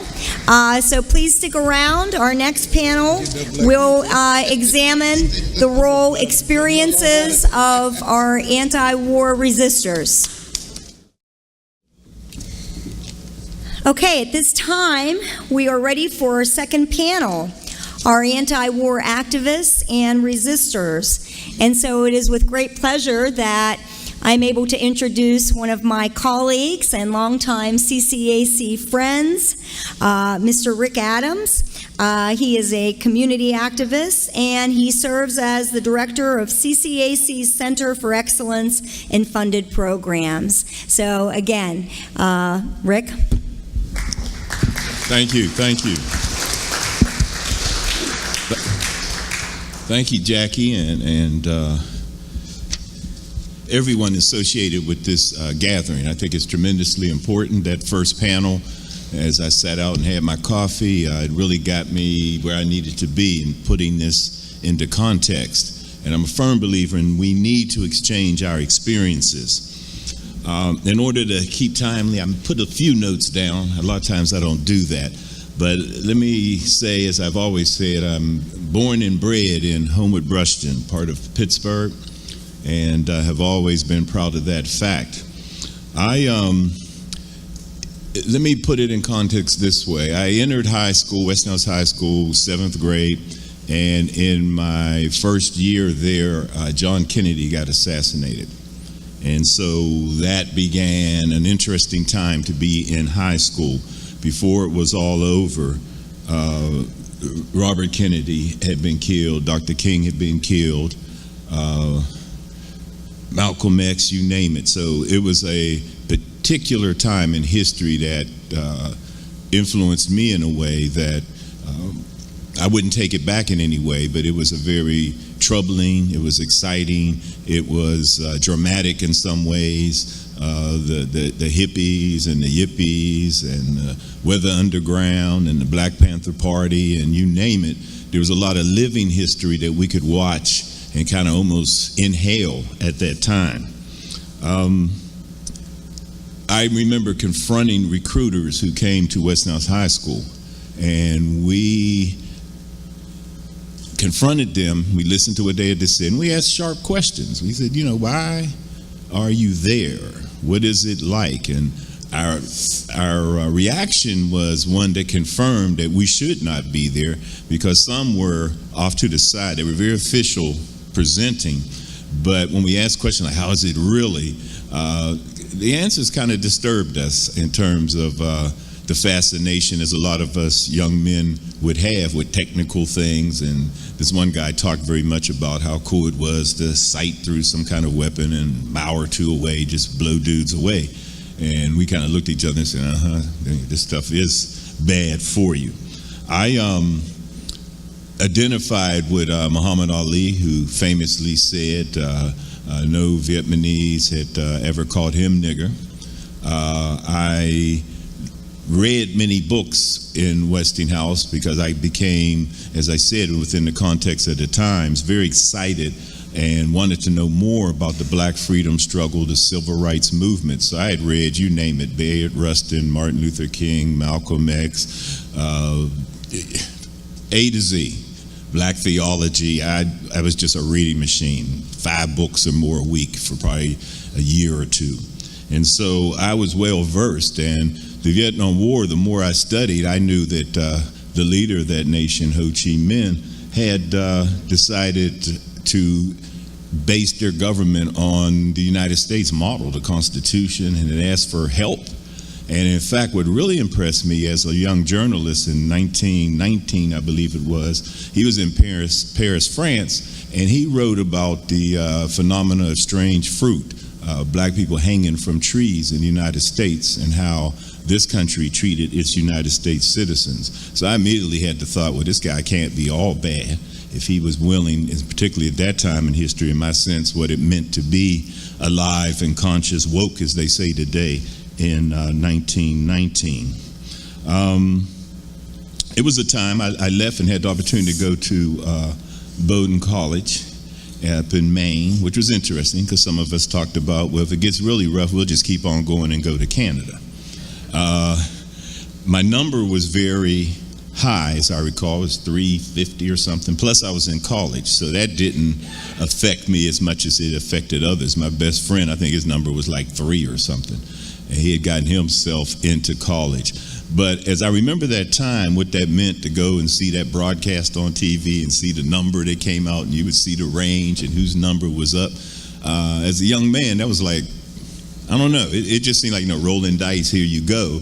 And I know my own personal feeling was I didn't sign up for this. And again, when I thought about people fighting for their liberation in an auditorium much like this in Westinghouse High School, we were watching Selma and Birmingham and the water hoses and the police on horses beating people, and people look like me, people who were African Americans and others. They're our allies. I guess it was a coming of age in many ways. I can fondly remember, jokingly I say that, someone standing up in the United States Congress around the My Lai incident and saying, this is untrue, this is impossible, good American boys would not lie. Well, as a black kid from the ghetto, I was like, really? I hope that's politics. I hope he doesn't really believe that, because we're really in trouble if anybody that naive is in the leadership of the country. In college, I was affected several different ways. Kent State was a big thing. We closed down it was a cultural recreational weekend, having fun, parties and bringing people on campus. But that was canceled, and money was put into a fund so people could go to D.C. I wasn't going to go because I didn't have much money at all to speak of, and many nights couldn't afford a hot dog, so I wasn't going to D.C. Until someone said, well, we got scholarships, jump on the bus. And literally 2 hours before that, I jumped on the bus and headed to D.C. with the clothes on my back. Probably didn't have an ID on me and had 9 cents in my pocket. Of course, my parents were horrified when I called to let them know where I was. But that was a fantastic experience to see people from all over the country come together like that in the hundreds of thousands. During my stay in college, we did everything from march on the state Democratic Party, probably about 1,000 or so of us, and I'd gotten a hold of a orange banner. It was an iridescent banner that had the Black Panther symbol on it. And so there were a small group of us, African Americans from Bowdoin College and other colleges in the area, and I got to the front of the march, and we marched down to the exposition center there in Portland, Maine. Tried to sneak into the convention, and they discovered us hiding in a shower, and we got escorted out. And I'm a delegate. They thought that was funny. They did. We sat in on the streets of Portland protesting after the killing of the students at Kent State. Went to the city hall and demanded that they lower the flag and the radio station. And so we were very involved from that standpoint, feeling that this war, as was eloquently said in the first panel, that our fingers were on the trigger. I mean, that was literally true. Besides not wanting to go and feeling that it was wrong and that it was politically wrong, I and others who were the most active were aware that plans for the Great Society, as well as Dr. King's call for a Marshall Plan, that all that stuff was in jeopardy because of the war, as Chris Moore had mentioned about the guns and butter dilemma. I was a political science and Afro-American studies double major in college. So I was keenly aware of a lot of the policy issues, how it impacted inner cities, and what we could be doing with money to eliminate poverty and do away with inequality, and that wasn't going to happen. I'll end with this on a very personal level. My Uncle Bobby, bless his heart, he told us, came home one day. He was supposed to be in Okinawa, a Marine gunnery sergeant. He comes home and pulls my brother and I think a couple of my cousins, and says, he's just talking. We're talking a bit, and he says, well, and maybe one of us asked, what's it like? And he explained that he was mad at one point because he was in a helicopter and he couldn't fire back, and he was being fired upon. Okay, and I don't know, I may have heard about that or not, but what really struck me, he said, we were in Cambodia. I said, what? I said, the president just on TV said there's nobody in Cambodia. He said, we're in Cambodia, we've been there. I said, oh, okay. So it was little things like that, which aren't that little, to, as I said, the congressperson saying that he didn't believe that American boys were capable of lying, that I knew there was a lot of wool being pulled over people's eyes. So I was very skeptical. And I guess now what bothers me is that we're in a state of perpetual war. The War Act was mentioned, and we definitely need to get back to civilians being in control of that process. And let's be like, go back to old times and let's declare war if we're going to have war. But this mission creep that we're subject to is going to be the death of us. If you read about great countries and empires, and we're an empire, you know, we need to talk about why do we have 700 and something military bases around the world. You know, they'll say on one hand we're not the sheriffs of the world, we're not the policemen of the world, but we are. And then is that really our function, or is it more about protecting raw materials and access to scarce resources? So I'll end with that and just say that I'm happy to be here. I'm happy that we're having this dialogue, and I forever believe in the spirit of the people overcoming all of these types of issues so that we can have a greater humanity.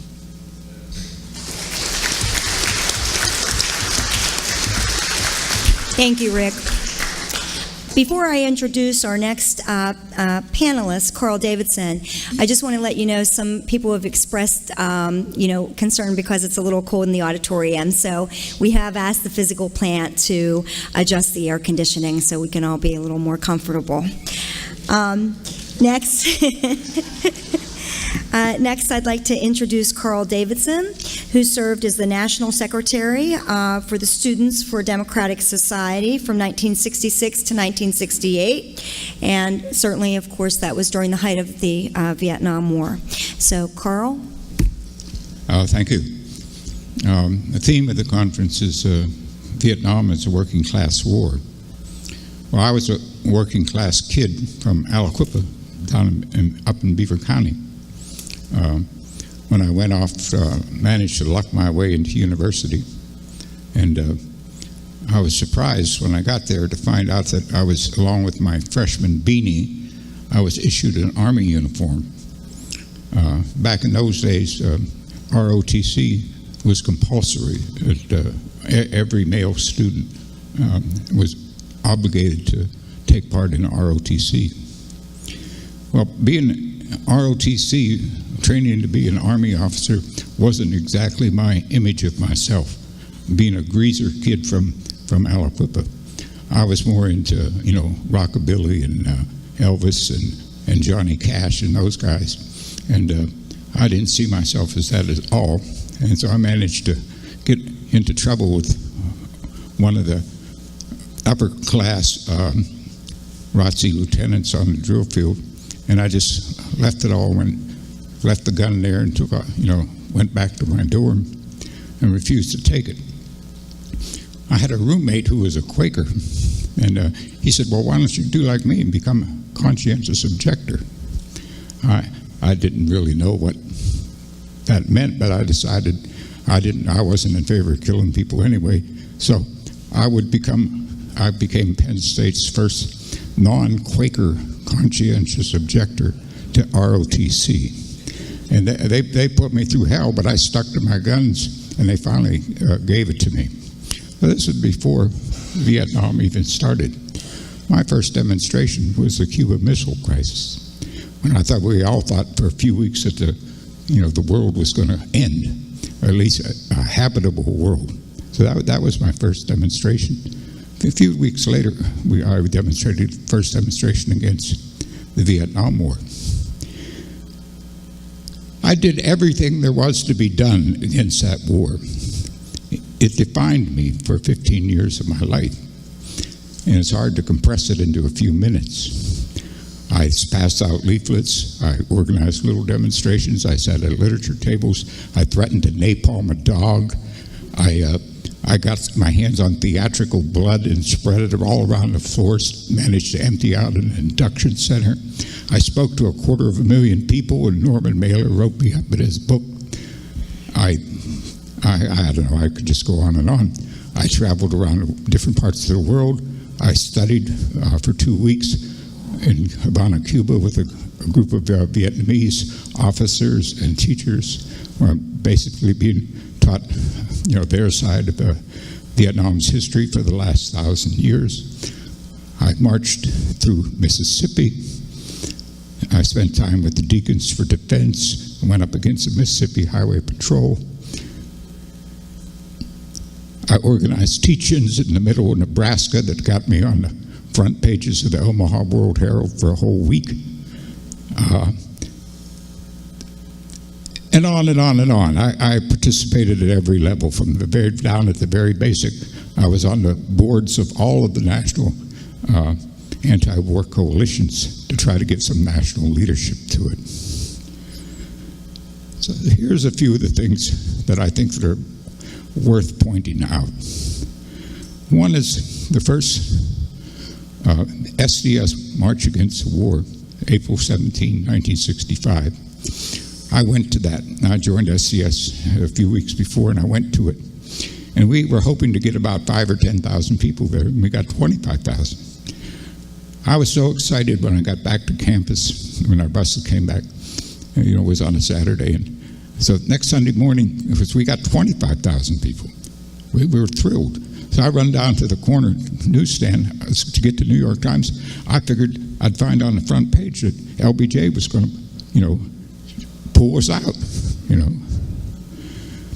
Little did I know what it seemed like over the next 10 years is that we would have more and more people out in the streets, and the response of the government would be to send more guys to Vietnam. We'd get 100,000 out, they would up it to 200,000 in Vietnam. We'd get 500,000 out, they'd end up with 500,000 in Vietnam. So every time we protested, it just got worse. So this is where radicalization sets in. Because here you are doing everything you can, mobilizing all the forces that you can to bring about change, and it just gets further and further away from you, so you have to figure out why. What is the nature of this system that we're living under? What they're telling you is obviously not true. We could tell that just from the simplest things.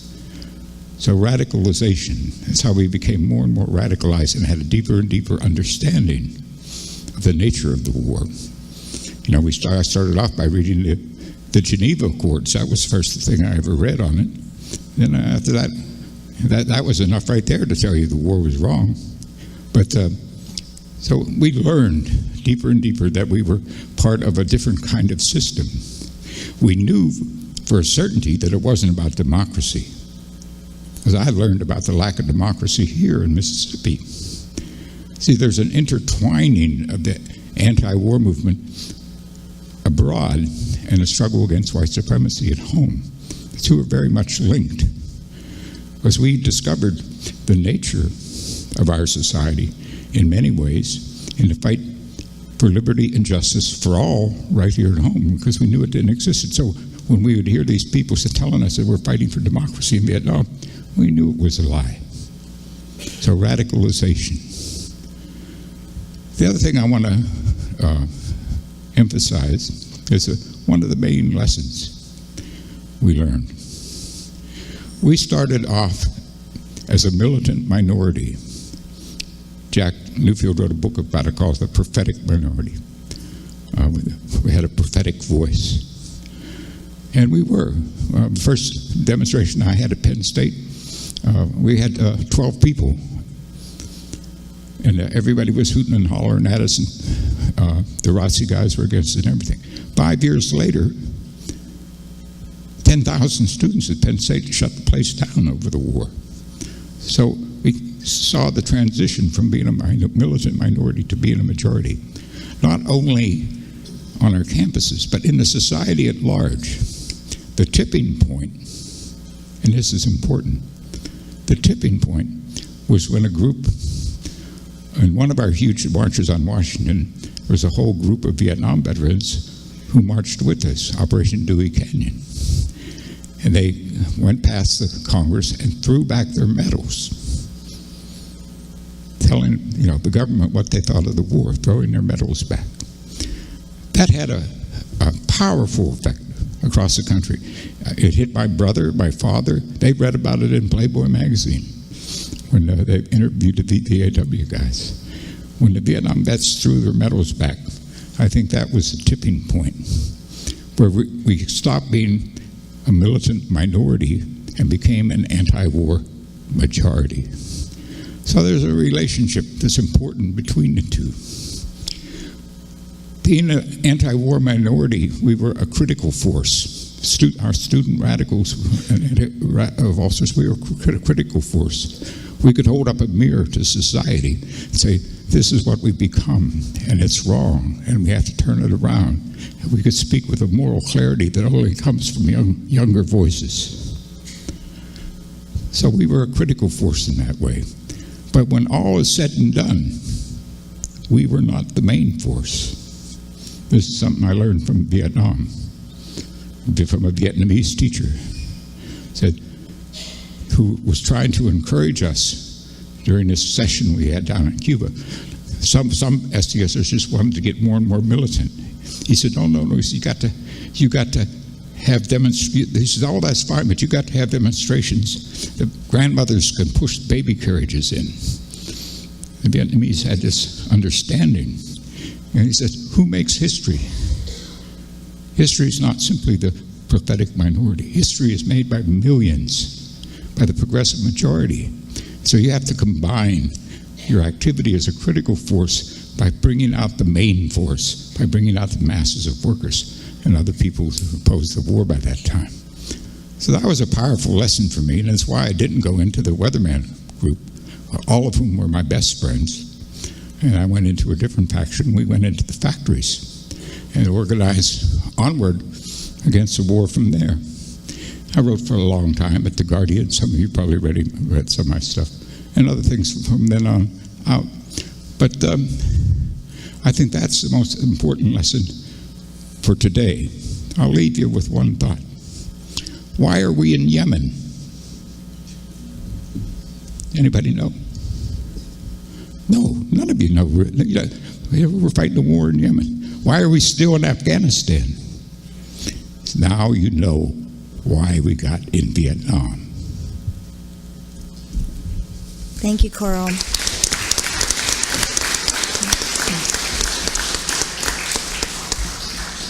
It's my pleasure to introduce Sandy Kelson. Sandy served in the United States Army from 1963 to 1966. He is a past president of Veterans for Peace and a longtime member of the Thomas Merton Center. Sandy. Thank you. Very quickly, I want to thank it. Very quickly, I want to put a microphone in front of my face. I want to thank everybody who put this event together. I think it's an important event. It's gratifying to me to see so many people here interested in Vietnam. And I think what we're really interested in is the lessons of the Vietnam War, because there are many of them. I joined the Army in 1963. I was fully indoctrinated and socialized. I took a test at the induction center, a written test, and they told me, Sandy, you did better on this test than anyone else that ever took it before at this station. You can name your own job in the military. And I was very proud. I said, I'm smart. I was only a C student, but now I find out I was really smart. Later on, however, I found out that test didn't measure my intelligence. It measured how well indoctrinated I was, and they knew that whatever they told me to do, I would do it. Yes, sir. So I was pretty dumb like I thought originally. Indoctrination. I'm going to show you a picture that a seventh grader drew in school. Can you see that? It's a tank. A seventh grader is interested in war.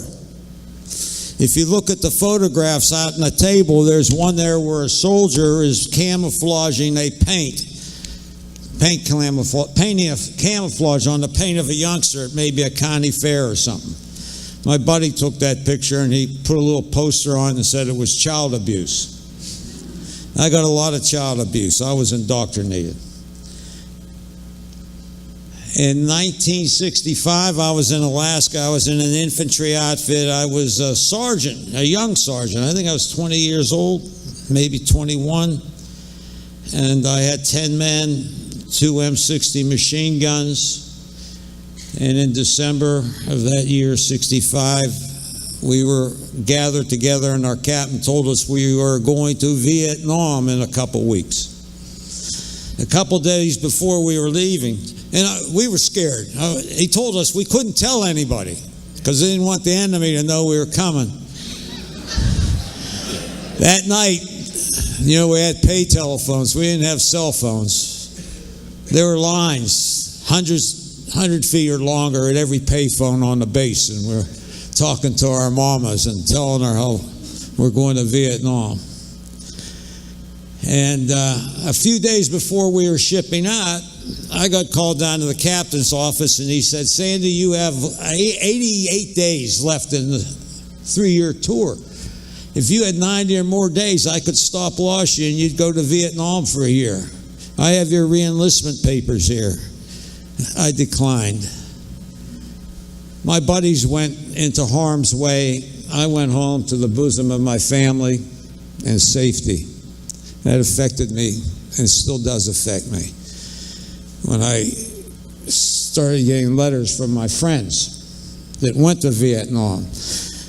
One guy, Billy, he was a point man in the squad going through the jungle. There was an ambush. It was initiated early, and only this point man was in the zone, and he was captured alive and he was tortured.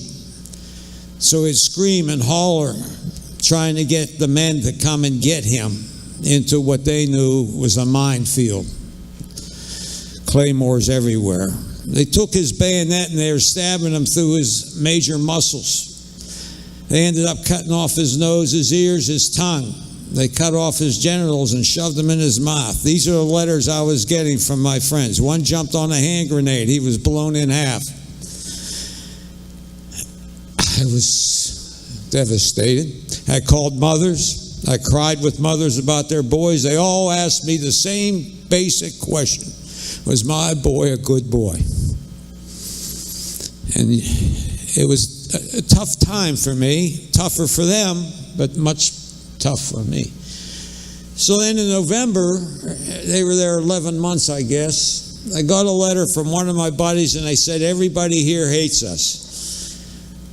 We go out beyond the wire in the morning and see who we shot, and there are people that work with us.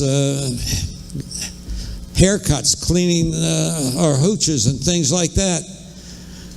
They were friendly to us, but they all hate us." I couldn't understand it because I was still indoctrinated. I went to the Carnegie Library and started reading about the Vietnam Wars. I learned that the French had that place for like 100 years as a colony. A colony, it means you take over a country and you make the people work for your profit. You take home the profit that they made. You take their resources cheap. It's a form of slavery. And in World War II, the French were busy somewhere else, and their colony wasn't getting a lot of attention. And Ho Chi Minh came along and said, "We're going to declare our independence."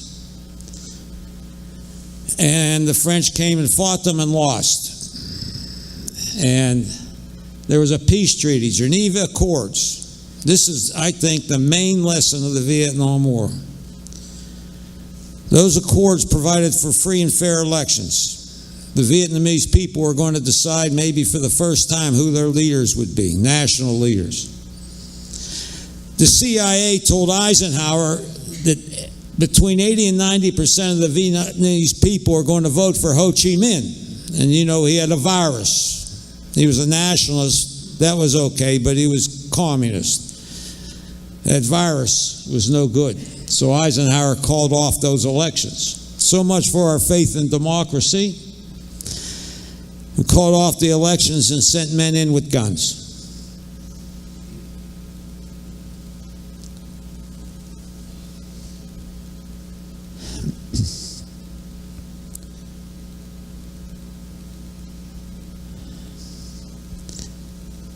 And I knew that my buddies had been lied to. They said they were going to they were there to stop the forced imposition of a form of government that the Vietnamese did not want. No, we were there to impose one on them they didn't want. I realized my buddies had died for lies. That's a hard thing to accept. My indoctrination is over. I went to Vietnam in 2016 with 3 other people. Mike Hasty, a combat medic, served in Vietnam. Those are the photographs Mike takes, all kind of photographs to this day. They're out there on the table. I went with Brian Wilson. How many know Brian Wilson? He was a Vietnam vet. He was in the Air Force, and his job was to go to villages and count the dead to make sure it was a successful mission. Very quickly, he noticed that civilians are being killed in these bombing runs. He came out against the war. He was protesting the Nicaraguan Contras war we had going and laid down on railroad tracks, and they were shipping ammunition and weapons to Nicaragua, and the train ran him over. A lot of details, but it was an intentional attempt to kill him. He lost both legs. He went to Vietnam with me and his wife, Becky Looning, who received, while we were there, the highest award the Vietnamese can give to a non-national citizen for her work with Agent Orange victims over there. We didn't go as tourists. We went to learn more about the war and the Vietnamese people. We spoke with veterans. We spoke with Agent Orange victims. We took a train from the Mekong Delta all the way up to Hanoi. I'll tell you the best part of the whole trip. Going into parks in the city of Hanoi, we stood out being Caucasians, and children would come up to us, and they wanted to practice English, and they were very kind to us. And their parents would be with them. We'd start out with maybe 2 or 3 and end up with 10 or 15. And people would come and go, all wanting to practice English. They were our enemy. They were our enemy. They were wonderful. It was a very moving experience. And then the worst thing, of course, was My Lai. I want to talk to you about My Lai. I think it's a metaphor for the whole war. If you understand My Lai, you understand what the whole war was about. How many know about My Lai? Most of you. Very good. We had an army company that went into a village occupied mostly by children, babies, women, old men. The unit was not fired on. The unit raped, killed, tortured, plundered, killed 504 people, killed the animals, and burnt the village down. I met a survivor, Mr. Kong. He was 11 years old. His mother took him and their 3 sisters and put them in a hole she had dug in her backyard for protection. American GIs went up and threw hand grenades in there. Mr. Kong, 11 years old, was the first one in. The bodies of his sisters and mother protected him from the shrapnel. He's the only one that survived. He was afraid to come out. He heard the death cries of his relatives, and their blood was all over him. When I went to the My Lai massacre site, there's a museum, and this one woman knew that we were very sincere and concerned about everything there. And she asked if we wanted to see a survivor. We said yes. She took us to see Mr. Kong. When he saw me walking up to him, he looked at me and he said, "Were you there on that day?" And I said, "No, I was in Alaska." He said, "You're lucky. We could have killed you. You could have lost your legs. You could go home and commit suicide." And he wrote a book, The Witness from Pinkville. Pinkville. Anyone that didn't support the United States in their efforts in Vietnam. 80 to 90% of the people didn't want us. We called them pink, of course. We called them gooks, slant eyes. That helps, that indoctrination in basic helps killing people because they're not people anymore. I taught a course in Allegheny College for honor roll students in high school. And I tell them about this. And I say, what would you have done if you had been there? You see a guy in your squad go into a hooch and pull out a beautiful 14-year-old child and rips her clothes off and starts raping her. And he gets done and someone else, and their parents are watching, the mother is watching and crying and yelling, stop, stop. They didn't like her scream, so they shot her. I said, what would you do? I looked at each one of them and touched them on the shoulder and looked them in the eye. What would you do? None of them could answer, of course. I said, well, where did these boys come from that did this? I said, they came from villages like yours, Meadville. They came from everywhere. And they're mostly, we're working class people like you guys, your parents.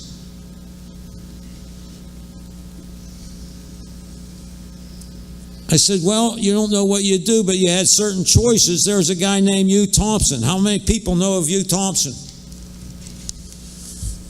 Hugh Thompson was a helicopter pilot. He saw from the air what the GIs were doing. They were throwing people in a drainage ditch and shooting them. The rifles are so powerful, they hit them in the arm in a certain place and the arm is off the body. He saw them throw babies down there and shoot them. He landed his helicopter between them and the ditch. And he had his machine gunner aim it at the American soldiers. And he said, you shoot one more Vietnamese person, I'm going to open up my machine gun on you guys. And they left. I said, that's one guy's choice. There are a lot of other choices. You might have engaged in rape. You might have stood there and cried. You might have run into the woods. You might have tried to stop them. You did have a gun in your hands. You had a lot of choices. I said, I know you don't know what you would do, but you got to think about it now, because you may end up in that situation, and you got to know what you're going to do. If you make the wrong decision, you're going to destroy your life. You're going to make your parents grieve for you forever. You may go to jail. You may commit suicide. A lot of things can happen to you. You got to know what you're going to do. And don't tell me you're not going to war. That may be true, but this happens after football games. Everyone's drunk celebrating. The girl passes out. Someone rips off her clothes and there's a gang rape. It happened in Steubenville not long ago. You got to know what you're going to do. You better think about it.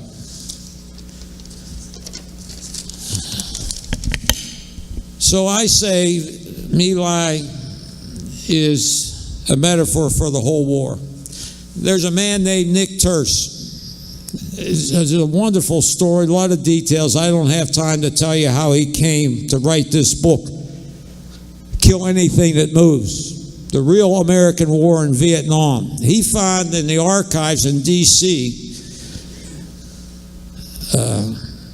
reports from commanders. The Pentagon considered My Lai not a massacre. It was a public relations disaster. And they sent orders out to anyone that was a commander in Vietnam and asked if they knew anything like that, because they didn't want to be blindsided again. They wanted to be able to handle it better. And all their reports were there. Nick Terse found them. And he was researching for a PhD. He went back and told his professor he's going to write a book one day. He's going to go back. His professor said, no, you got to go back now and make copies of every one of them. He said, there are thousands of them, and I don't have the money. I spent my money down there, hotels and travel and eating. Professor wrote him out a check and said, get down there, copy them. He did that. Years later, he went back to write the book. He wanted to research the originals. Nobody knew where they were, never heard of them, but he had them, and he wrote this book, Kill Everything That Moves. McNamara said he went to Vietnam to meet his counterpoint when he was Secretary of Defense. He met the guy that, I think it might have been Gap, I'm not sure. And this is what McNamara said to him. He said, "We killed 3.5 million of you. We thought if we killed enough of you, you'd give up." And he was the guy who looked at him and said, "No, you killed between 5 and 5.5 million of us. And we didn't give up." 80 to 90% of the people didn't want us. How do you win a war? You kill them all. We dropped more bombs in Vietnam than all of World War II, all the combatants put together. That's how you kill people. And the My Lai massacre was only one of hundreds and hundreds, and Nick Terce's book talks about them. There's a tiger force, there was a butcher force in the Mekong going in and killing everybody. So what those soldiers that see this stuff do, they start rebelling. Soldiers in Revolt, great book. Colonel Robert D. Heinel in 1971 did a study, and he reported to the Pentagon. He said, "The morale, discipline, and battle worthiness of the U.S. Armed Forces are, with a few salient exceptions, lower and worse than any time in this century and possibly in the history of the United States. By every conceivable indicator, our army that remains in Vietnam is in a state approaching collapse, with individual units avoiding or having refused combat, murdering their officers." The Pentagon admits the 500. I'm sure there's more. Drug-ridden and dispirited were not near mutinous. Elsewhere than Vietnam, the situation is nearly as serious. They were fragging their officers. They'd rig a hand grenade in the officer's latrine, and when he sat down, they'd pull the wire. They would make deals with the Vietnamese. "We're supposed to go out tonight. Here's and look for you. We're going to go instead to this field. We won't bother you. Don't bother us." Officers that would push them, they'd shoot them. An Air Force, a Navy carrier, the men sabotaged the ship. They broke the main gear so they couldn't go to Vietnam, and they weren't going to be in harm's way. They were outraged about this war.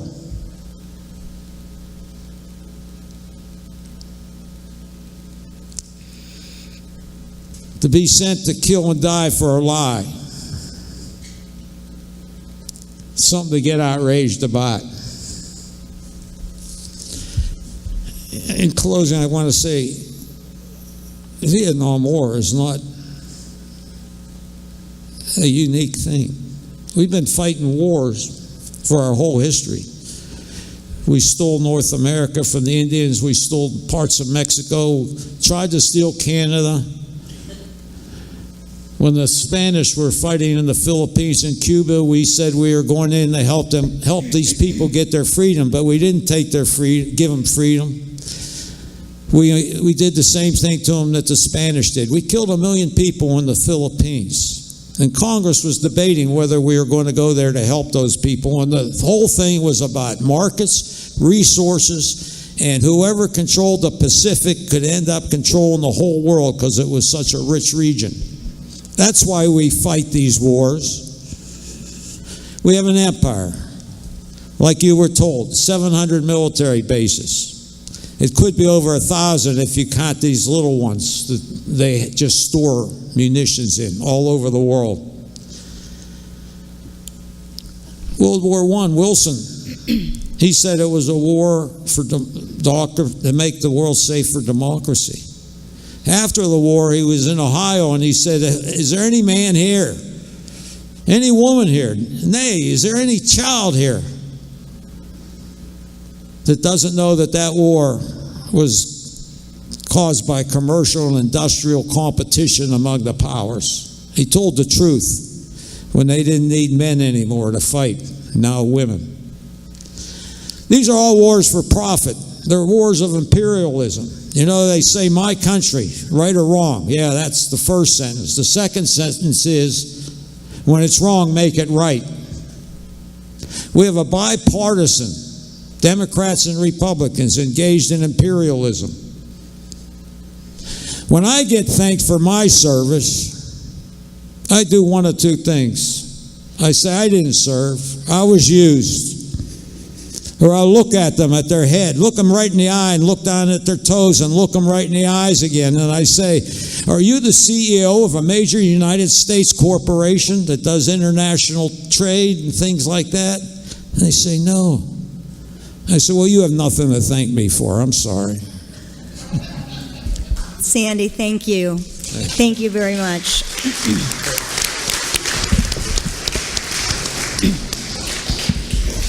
At this time, I'm so honored to introduce to you our next panelist, Jessie Medvin, who is a member of the Pennsylvania National Guard from 2000 to 2008. She was deployed to Iraq from 2004 and 2005. Jessie is the lead organizer of Veterans for Peace, Chapter 47 of Western Pennsylvania. Jessie. I just first want to say thanks to everyone who worked to organize this conference, especially Charlie and Jackie. You guys are awesome. So like Jackie said, I was sent to Iraq from 2004 to 2005 with my communications unit, 28 Signal. Even when we trained to be deployed, I felt that something was not right about us going over. We performed mock raids on villages and practiced drive-by shooting on targets that looked like nativity scenes. It did not sit well with me. The day we drove through Iraq to our station in Taji, our convoy was attacked with an RPG and a grenade. No trucks were hit and we kept going, but that experience early on began a trend of thinking for me that would continue throughout deployment. We were a foreign army coming through a country of people who didn't want us there. At our station in Taji, we were bombed consistently. However, many of the bombs landed far from where we worked and lived. Early on, a rocket hit 300 yards from where I lived and killed 5 soldiers. I heard the rocket hit and I slept through it because I was so used to hearing bombs all the time. Our gate was also hit with a car bomb which injured soldiers and killed 9 Iraqis who worked at camp. While on deployment, I volunteered for missions that would allow me to travel outside of camp to understand more for myself why we were here and what was really happening. Those experiences, a 2-week stay at a very small camp in Solder City, a visit to an orphanage, and mission to take supplies to a community in need, fueled my growing concern for the Iraqis under the American occupation. I saw people all over the country in need of basic supplies because we had wrecked their infrastructure. There were so many people who lacked clean drinking water. Children could be seen getting water from puddles that animals were also drinking from. On camp, we had plenty of clean water for bathing, cooking, cleaning, even enough for a swimming pool. Someone also came up with a plan to water a patch of desert to grow grass for a baseball field, and it didn't work out. Toward the end of deployment in February, I was sent with a team to Kuwait to wash trucks so they could pass customs inspections to be sent back to the U.S. I was in an accident at the truck yard where I was dragged under a semi-trailer and my foot and ankle were broken. When I came home in April, physically broken and mentally disturbed, I searched online about the Iraq War. I came across speeches from members of Iraq veterans against the war, and they resonated with me. I joined with them a year later. I still had a lot of physical and mental struggles to work through for years, but I managed to hold down a job and go to college at La Roche for sociology. The knowledge I gained from college about the history of the U.S., our interventions in many governments around the world, war and politics, further strengthened my commitment to the peace movement. I joined Veterans for Peace in 2013 and have been the lead organizer for the chapter for the past 2 years. Now I'm just going to tell you a little bit about Veterans for Peace. We're a nonprofit organization established in 1985. We're an apolitical organization that's veteran-led and made up of veterans and civilian allies. We all agree that the humanitarian, environmental, and financial costs of war are too great to bear, and that we must work to educate the public about these costs in the hopes of ending war entirely. Veterans for Peace has to date about 130 chapters all over the U.S., as well as international chapters in Mexico, Ireland, the UK, Vietnam, and Japan. Many of you probably already know some of the things I'm about to say. People enlist in the military for a variety of reasons: a sense of duty to country, family history of service, and for economic reasons. Regardless of why someone wants to join the military, there should be more truth in recruiting so that enlistees fully understand what they're committing to. There are very serious consequences to military service. You must understand that you could have to kill or be killed yourself. You may be deployed even multiple times, and because of this, you may not get to use the GI Bill for college before it runs out. Your contract that you signed could get extended by the military without your consent. They can do this for years if they want to. If you're deployed, you could be severely hurt, need surgeries, amputations, or have to stay in a burn unit. You could be exposed to chemicals that are detrimental to your health. You should know that there is a very high rate of sexual assault and rape in the military. After deployment, you may suffer the effects of PTSD, require mental health care, medication. Difficulty coping after deployment may put you at greater risk of alcoholism, drug use, homelessness, incarceration, and suicide. The statistics on these are staggering. Our current wars are still working class wars. It's true that we currently have a volunteer military instead of a draft as in Vietnam. However, military service cannot be volunteer when the government lies about our reasons for going to war and occupying countries. In a time when military service is volunteer, it cannot be considered completely so in a country that has one of the greatest wealth disparities in the world. In a country that lacks funding for public education and whose health system is failing many, especially the poor and working class.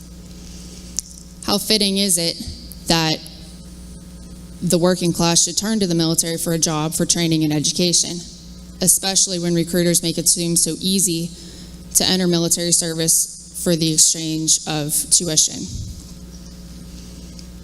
Turning to the military for healthcare could also be an incentive to join, seeing as the VA system is the largest example of socialized medicine in the country. But instead of fully funding the VA and fully staffing it, the government now is trying to privatize the VA while also breaking the AFGE, the largest federal union in the country. The working class serves in disproportionate numbers compared to their wealthier countrymen and assume all risk during military service. A 2008 study from Syracuse University looked at the extent to which minorities and poor are selected into the military. It concluded that significant disparities exist by socioeconomic status, finding that the all-volunteer force continues to see overrepresentation of the working and middle classes with fewer incentives for upper-class participation. 100 years ago, five-time presidential candidate and American Railway Union founder Eugene Debs gave a speech that still rings true today. He said, "The master class has always declared the wars. The subject class has always fought the battles. The master class has had all to gain and nothing to lose, while the subject class has had nothing to gain and all to lose, especially their lives. It is those with more wealth and power who are benefiting financially from the blood of their less fortunate brethren, those with corporate interests who've merged with the government. War is manufactured to make weapons and everything else needed to supply an occupying army the world over." According to Major General Smedley Butler, who wrote his book, War is a Racket, in 1935, wars have been manufactured for quite some time. He said, "I served in all commission ranks from a second lieutenant to a major general. In that time, I spent most of my time being a high-class muscle man for big business, for Wall Street, and for the bankers. In short, I was a racketeer for capitalism." He also said that the only way to end war is to take the profit out of it.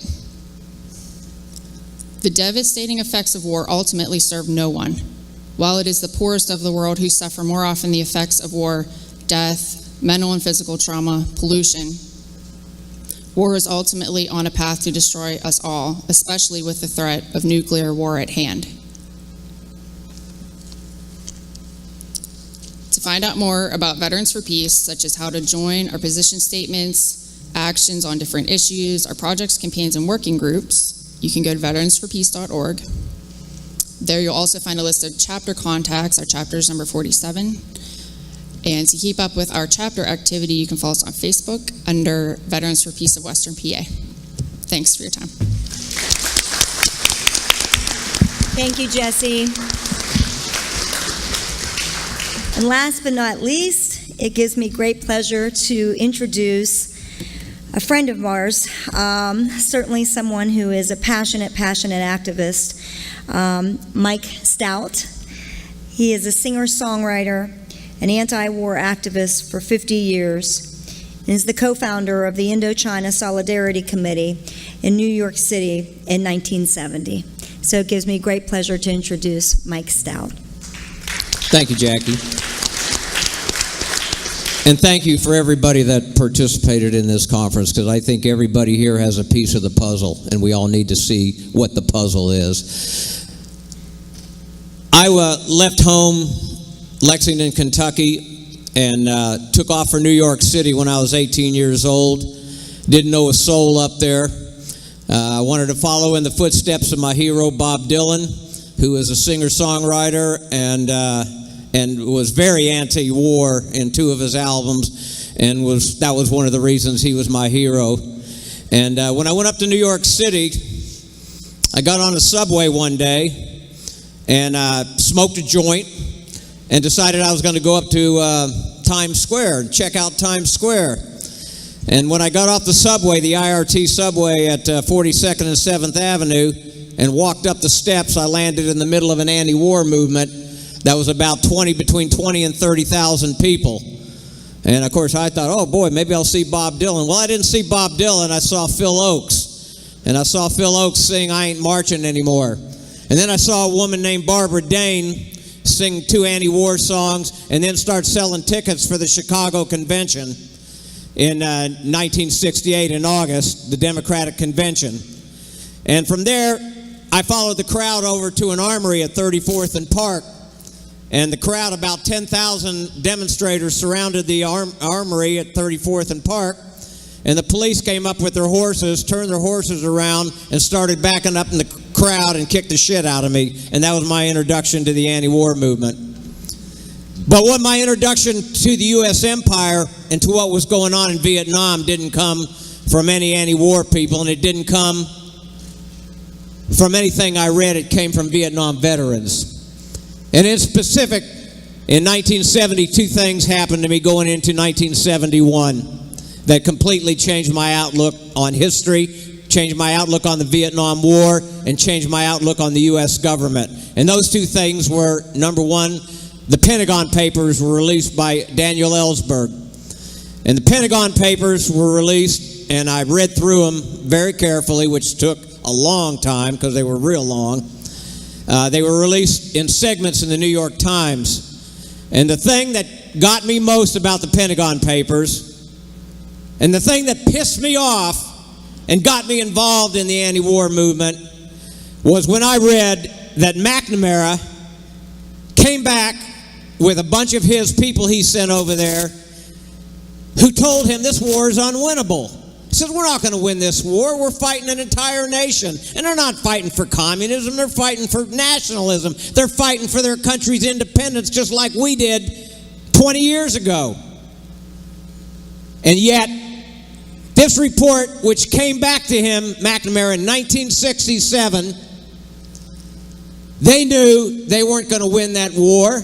and yet they sent tens of thousands of our young working class brothers over there under a lie.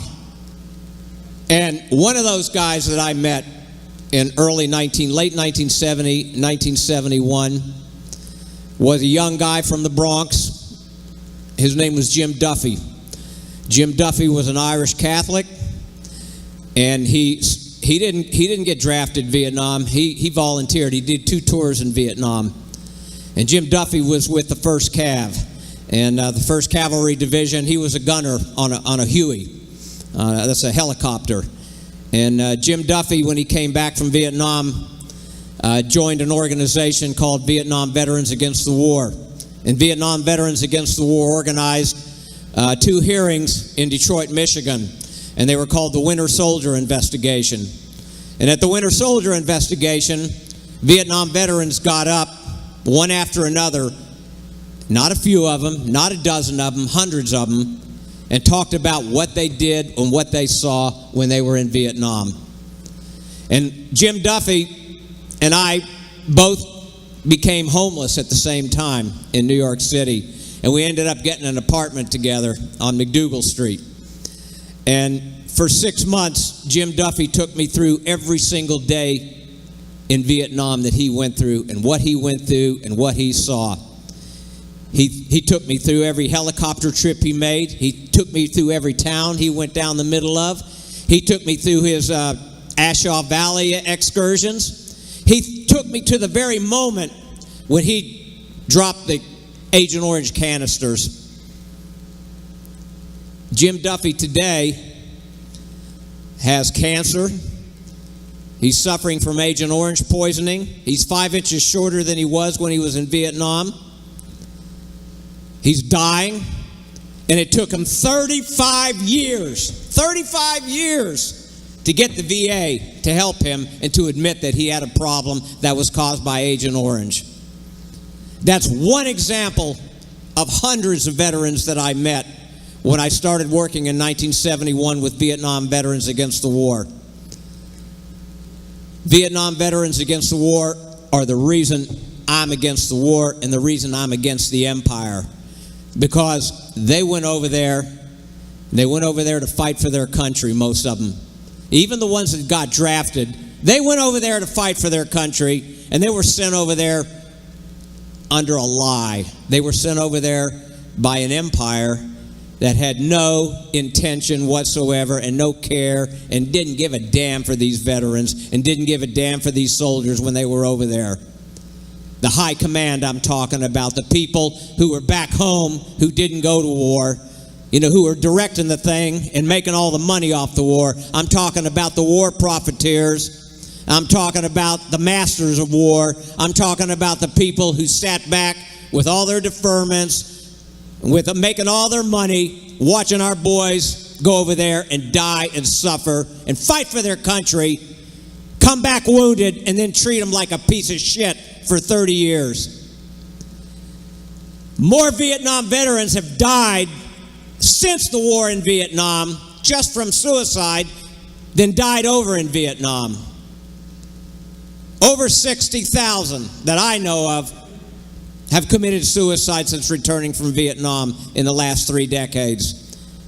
This country did nothing for them when they were there, and it's done very little for them when they're here. And it's damn time for the American people to stand up and stand up for our veterans, not only in Vietnam, but the veterans who come back from Iraq and the veterans who come back from Afghanistan. They're going through the same thing.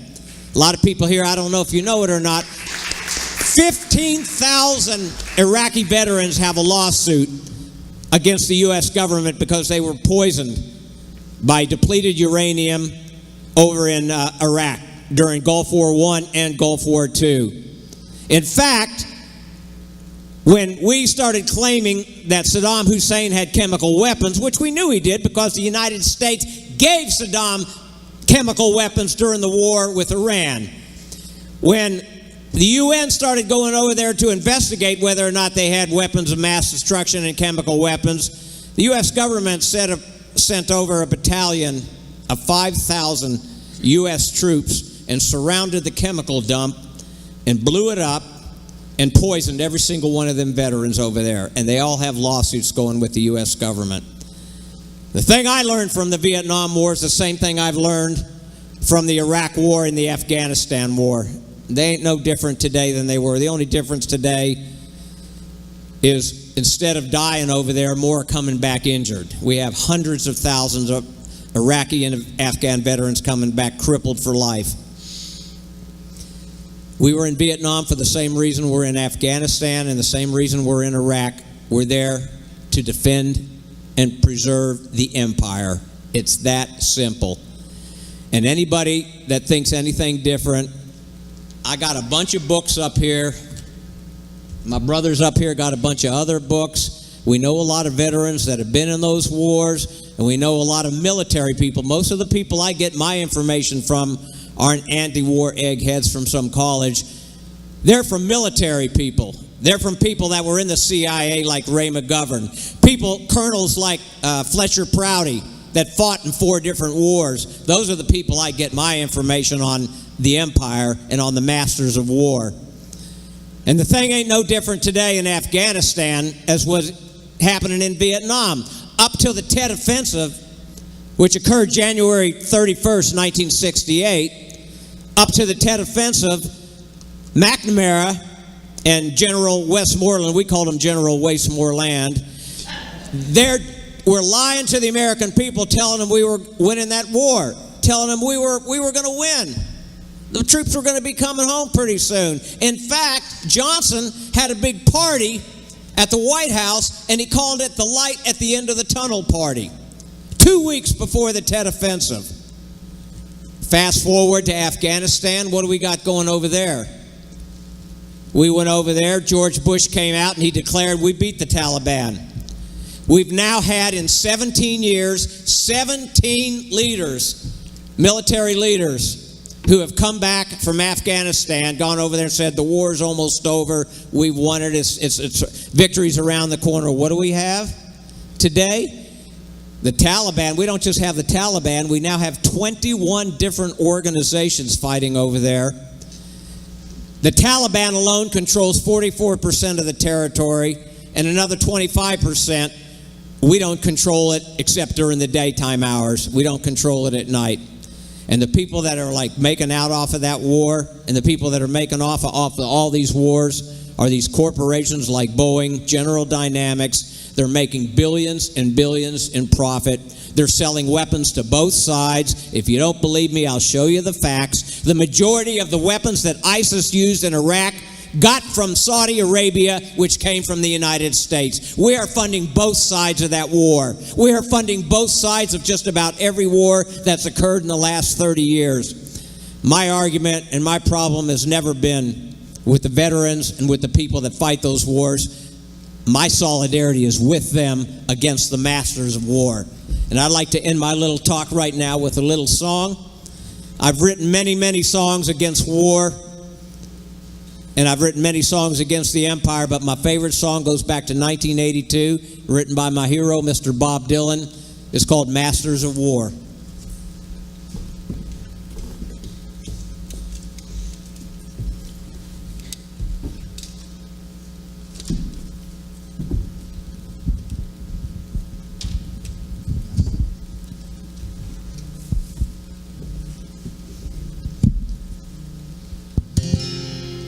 And this song does go out to all the veterans and all the people that have fought in these wars and died and been crippled up. And this song goes against the masters of war. Come, you masters of war, you that build the big guns, you that build the death planes, you that build all the bombs, you that hide behind walls, you that hide behind desks.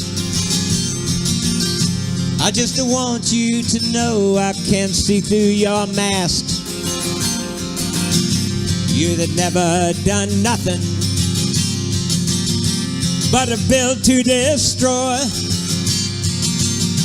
You play with our world, like it was your little toy. You put a gun in my hand, then you hide from my eyes. Then you turn and run farther when the fast bullets fly. Like a Judas of old, you lie and deceive. A world war can be won. You want me to believe, but I see through your eyes, like I see through your brain, like I see through the water that runs down my drain. You fasten all the triggers for the others to fire. Then you sit back and watch while the death count gets higher. You hide in your mansions while the young people's blood falls out of their bodies and is buried in the mud. You've thrown the worst fear that can never be hurled. Fear to bring children into this world, for threatening my baby, unborn and unnamed. You ain't worth the blood that runs in your veins. How much do I know? Oh, to talk out a turn. You might say that I'm young. You might say I'm unlearned. But there's one thing I know. Though I'm younger than you, that even Jesus will never forgive what you do. Let me ask you one question. Is your money that good? Will it buy you forgiveness? Do you think that it could? I'm sure you will find, when your death takes its toll, that all the money you've made will never buy back your soul. And I hope that they die, and their death will come soon. I'll follow their casket on a pale afternoon, and I'll watch while they're lowered down to their deathbed. And I'll stand over their grave till I'm sure that they're dead. And I'll stand over their grave till I'm sure that they're dead. And I'll stand over their grave till I'm sure that they're dead. Thank you. Thank you, Mike. Okay, thank you, Mike. As you can see, we're running just a little bit behind schedule. However, we're going to start lunch at 12:15, just 15 minutes late. We'd like to conclude this panel, of course, with a few questions from the audience. We have the ambassadors coming around with the microphones. So if you would like to raise your hand, and an ambassador will identify you so you can ask your question.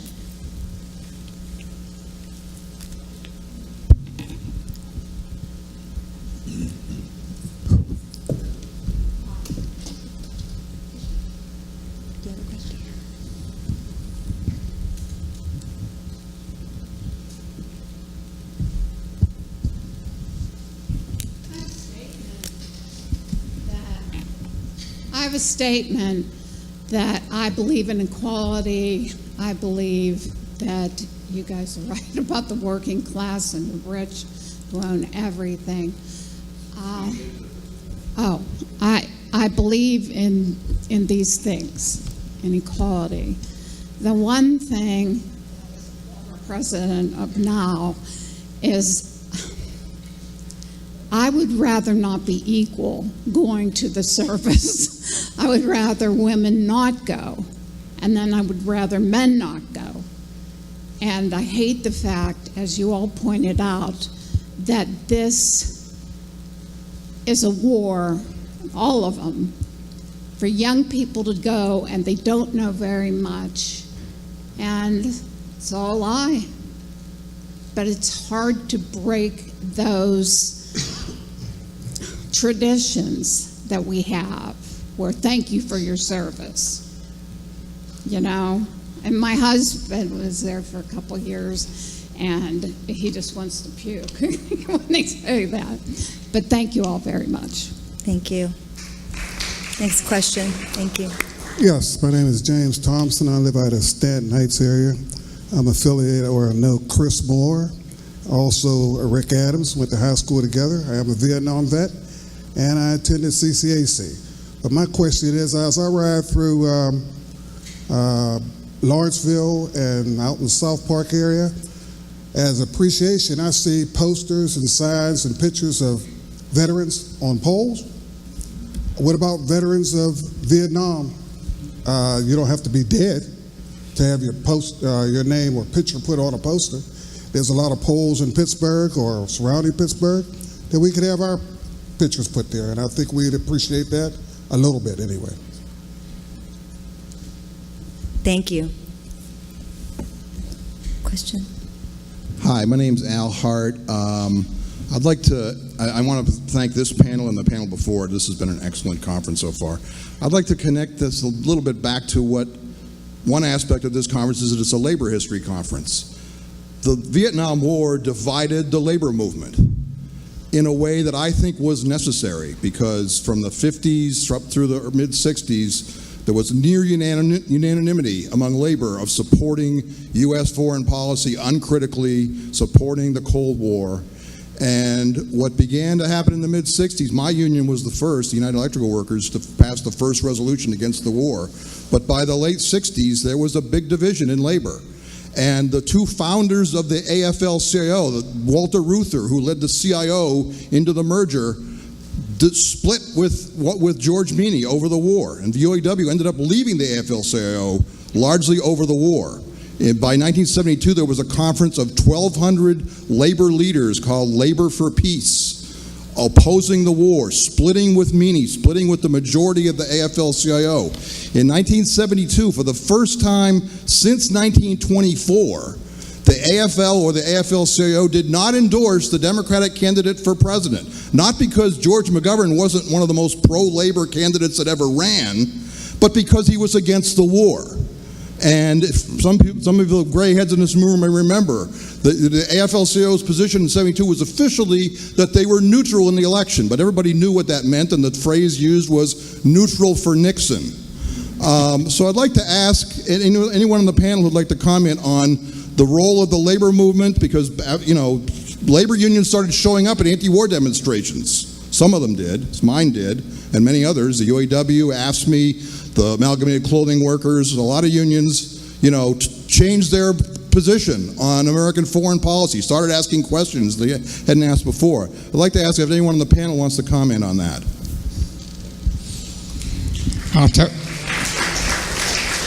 I'll tell you a story. When I was working at a newspaper in New York City, The Guardian, I did some research and found out that the section of the population that was more against the war than any other was the working class. At the same time, we had these scenes with the construction workers attacking anti-war demonstrators and things like that. Well, one thing that happened is that I took part in was that Eddie Sadlowski from the Steelworkers, I don't know if he was here in Pittsburgh at the time or not, but he was when he contacted me. He said, why don't you bring a bunch of STSers down to the Steelworkers headquarters to talk to the Steelworkers? So I agreed to do it, and I got about 6 or 7 people, and we went over to the Steelworkers headquarters, and You know, first, obvious, there's a huge generation difference between us. You know, we were all in our 20s, but so we weren't getting anywhere with any kind of introductory discussion. So what Eddie Sedlowski did is he got a copy of Salt of the Earth, a movie about the miners' strike in New Mexico, and put us all in a room and made us watch it. And so as soon as the lights came on, everybody got up and said, see, this is what we're really all about. So we started to this old guys, this is what we're all about. And they started coming back and saying, well, this is what we're really all about. I said, okay, that's fine, but you got to come out against this goddamn war. So my lesson from it, given the fact that Eddie Sedlowski did that, showed me that the labor unions were not monolithic in favor of the war, that there were deep divisions everywhere, and that if we were smart, we would learn how to take advantage of them and help build up and reach out to and connect with the anti-war forces that were in the unions. It was still a tough struggle because there's this thing called hegemony. And the imperialists who were running the country had some hegemony over the labor movement, and our job was to try and break it up. Thank you. One of the things that galled me with the most recent presidential elections, including those of Barack Obama, that there were two issues that were never mentioned: poor people and foreign policy. And if you think about it, the empire is never discussed at all. And anyone who approaches getting to the point of being able to be a real competitor in the presidential sweepstakes is knocked out the box one way or another if they take a progressive position against the empire. The divisions were painful. I remember the PMC building, the United Steelworkers building, where workers were throwing bolts and stuff down at us as black people and allies marched for jobs. So those divisions are purposely promoted, and we need to find new ways to step outside of that. And some of the stuff that I see, I hope we advance. To me, the labor movement's future is in organizing sectors across industries, but also connecting with the community, so people like me, an administrator that lives in the community, can be a member of a union. I would gladly like to do that and be that. And I think a lot of people, particularly the young and the progressives, whether we have gray hair or whatever, there's a whole bunch of us, and I severely believe that we are the majority, have been the majority for a long time, but they keep manipulating us. So I hope the House of Labor and all of us can sit down, that we fashion continue the movement actually that's going on, that's the greatest that I've seen since the 60s, that this fascist government that we have, and people don't want to use that word, but that's what it is. And people need to realize that our stake in this society, the public space, is being smashed, is being shrunk. The kind of fights we had to do in the streets in the 60s against the police state, this police state is way advanced in terms of the technology and how they're set up to suppress people. I'll end with this. It wasn't very popular, and I would whisper it because particularly in my community, folks were all enamored with the Obama family, and that was nice. And it was an Ebony magazine fashion moment, and there was a lot of liberal progressive things that were said. But at bottom, I said prior to his election that he would be no better than a liberal Democrat president, aka John F. Kennedy, who I took a lot from. You know, some ask why, others ask why not. Don't ask what the country can do for you, what you can do for the country. I took all of that in, but I also understood his reticence and his slowness to accept fighting where he should have been on the civil rights movement, as well as his involvement with the Vietnam War. And we keep making those same mistakes. So until we have gatherings like this to stand up and tell the truth to each other and be willing to struggle in solidarity, we're never going to be what we ought to be. Thank you, Rick. We have one last question, please.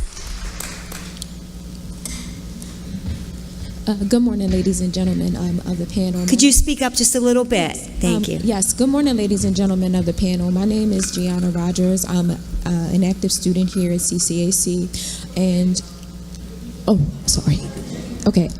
I'm an active student here at CCAC, and I just wanted to say that it's very easy. I wanted to make a comment and say that it's very easy to kind of get enamored with a lot of what you read in books about topics like the Vietnam War. Especially me, my area of studies is human resources and general management, and I really take pride in being able to have a diversified opinion. And I just wanted to thank the organizers here for this conference for allowing me to kind of get from behind the pages of my book and really actually get a working example on how this war affected not only an area outside of the country, but people. And I just wanted to say thank you. I'm learning a lot. This conference has been wonderful, and I'm looking forward to taking what I have learned and looking to speak with some of you all about different resources that I can partake in so that I can kind of enhance my understanding a little bit more about the community and Pittsburgh's labor force as a whole, and began to make my impact as I move forward in my education. So I just want to say thank you. And we want to say thanks to you, every single person on this panel, every instructor that you might have that's in this audience today. We want to thank you because it's up to you to make the changes that we're all talking about here today. So we appreciate you being here. Thank you very much. At this time, I want to direct everyone to the cafeteria. The lunches are available. We're also going to have some entertainment in the auditorium lobby. A veteran by the name of Danny Schlegel is here from the 23rd Infantry, the American Division, and Veterans for Peace. Also, we'd like to thank each member of our panel one more time and give them a gift of our appreciation. Thank you so much. Okay, so at this time, our third and final panel of the day, our panelists were invited here to discuss their experiences and their insight in terms of the impact that this war had upon the citizens of Vietnam and how that impact continues or resonates today. So it is my great honor to introduce our first panelist. She is probably most recognized for her wonderful work, her writings in the Pittsburgh Post-Gazette.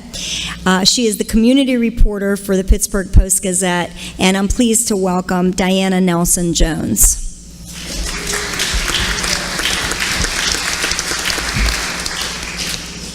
Thank you so much. My fascination with Vietnam started when I was a child, watching it on the TV. I think like everybody of a certain age, many of us who were not veterans did that. And I've been kind of compelled by the war. I was compelled by the war then, and I've been compelled by it since it had ended. And a series of events led me to do stories on veterans for Veterans Day last year, and one of them was a Marine veteran who fought in the Battle of Hue. I'm sorry. I went back as a reporter to witness his return, his first return, and did my reporting on that when I came back. But while I was there, I was interested in watching his face, his eyes, to try to see what he saw.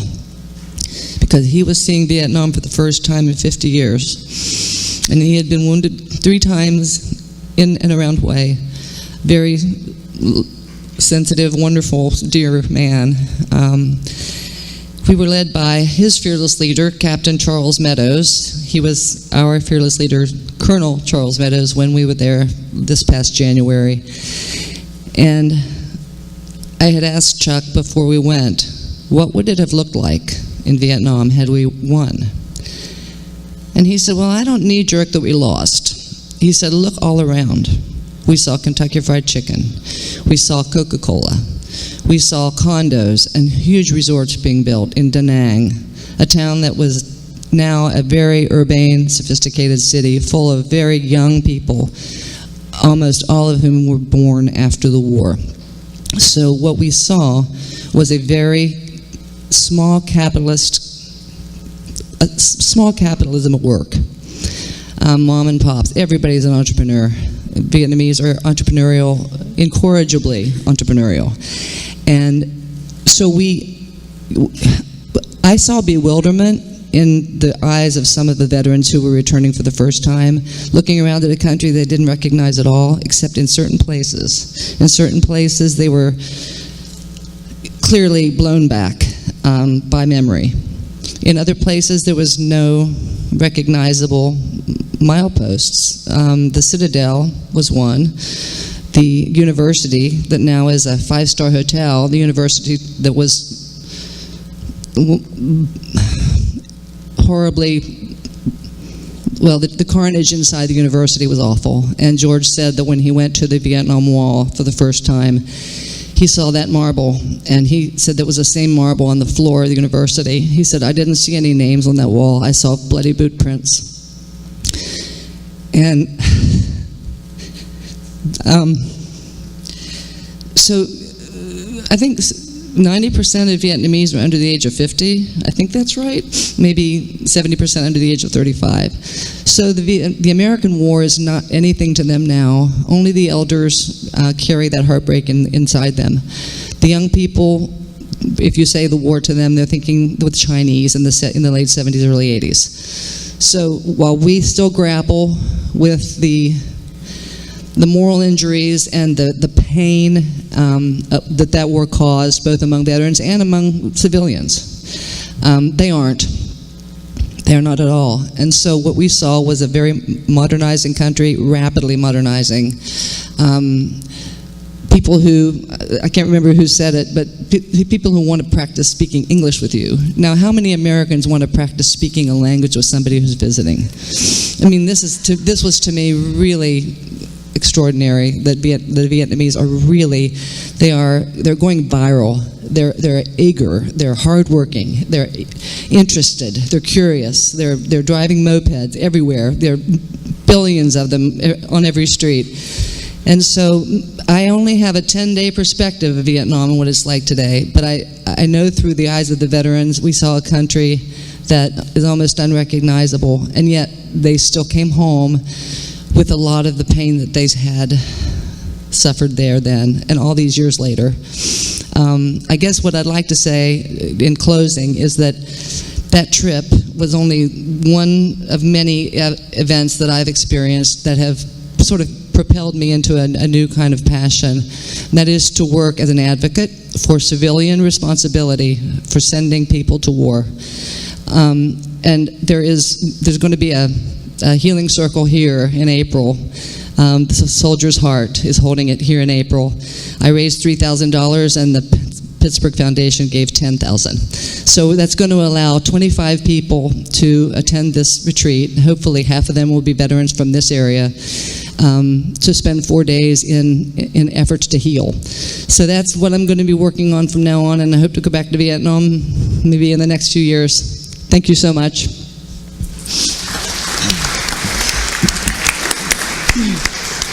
Thank you, Diana.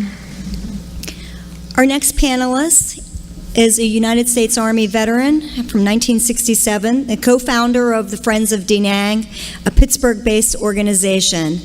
So it's my pleasure to introduce Tony Accomando. Thank you. Thank you. Thank you, Jackie, very much for that introduction, and more particularly for this wonderful event that you, along with Charlie, have spearheaded and organizing. So thank you very much for having me. And to be perfectly honest, I didn't really plan on being here. I didn't think that I wanted to be a participant of this particular event for a number of reasons that may not make sense to those of you who are here. But it's because of the man who gave me this hat and the man who will be honoring at the Vietnam Veteran Monument, not memorial, the Vietnam Veteran Monument in an hour or so, Mr. T.J. McGarvey, who gave me his Marine Corps cap, and I have his picture right here, and this goes with me at all of our meetings and other important venues such as this. And it's because of TJ, I guess, that I'm here. Not that he would agree with everything that I say. And I'm reminded, I think, as a Duquesne University graduate, that Father Lieberman once said that be gentle with everyone and understand their points of view, because changing someone's mind is like catching the wind or preventing the sun from rising. And I think that that's true. And whether or not just in a small way we can change our mind or change our way of looking at things is probably the reason for a university or the reason for a gathering such as this. I'm very thankful to the panelists earlier today, some of whom I know very well, Vietnam veterans. I was interested in what Pat Conroy, my friend, said about wanting to go to Vietnam. And I'm sort of an anomaly, as he was probably, because he said he wanted to go to Vietnam. And I tried to understand why it is that I also volunteered for Vietnam. And I'm from a working class. That's what this is all about. My father repaired second-generation Italian vending machines for Canada Dry. And he had 9 brothers and sisters, and my father had rheumatic fever. And he had a huge scar about the size of this bottle on his back, had a rib removed. And his older brother, my Uncle Mike, went off to World War II, and my father went down and was declared 4F. He could not enter the Army. And my mother told me that, and my father never drank, even his dad's homemade wine. My dad never drank, but my mother said that that was the only time that she had seen my father cry. And that's because he could not go off to the Second World War, where his older brother had gone. And my father was very, very patriotic. And I, like many young kids, I graduated from high school in 1962, so when I was a kid in grade school, I made model airplanes. And my father would not permit me to have the Japanese Zero, the Jap Zero, or the Messerschmitt, the German Messerschmitt plane. He said, any other one is okay, just not those. So very, very patriotic. And I graduated from Duquesne University, went to ROTC, Reserve Officer Training Corps. And the first time that I was on an airplane, again, a working man, American Man's Army, it was when I was en route to Vietnam. And I recall coming home from basic training, if you will, about 2 weeks before I departed for Vietnam, and I went downstairs and I was helping my father make the pizza shop sauce. My dad had a little pizza sauce. And I told my dad that I had volunteered for Vietnam. And he just looked at me and he shook my hand and started to tear up. And he said, I'm proud of you, son. And he turned around and he walked away. And we never talked about it again. But that was somewhat impactful to me. And the reason I'm very thankful to the panelists before, earlier today, is because their particular points of view, which I embrace and I respect, although I disagree with some of it. And I'm here to talk about the Friends of Da Nang and of reconciliation, but I just wanted to make a comment about the war with respect to how it might be viewed. And it's very, very difficult to prove a negative. So what would have happened had we not entered the war? And I think from a historical perspective, and I was a history major at Duquesne, we have to look at the end of the Second World War, which is 1945. And then 5 years later, the communists and the North Koreans invaded South Korea. So 1950 to 1953, we were at war with North Korea communists and the communist Chinese. So it seemed easy to defeat Japan and Germany, and then 5 years later have to defeat the Chinese and the North Vietnamese communists invading another country.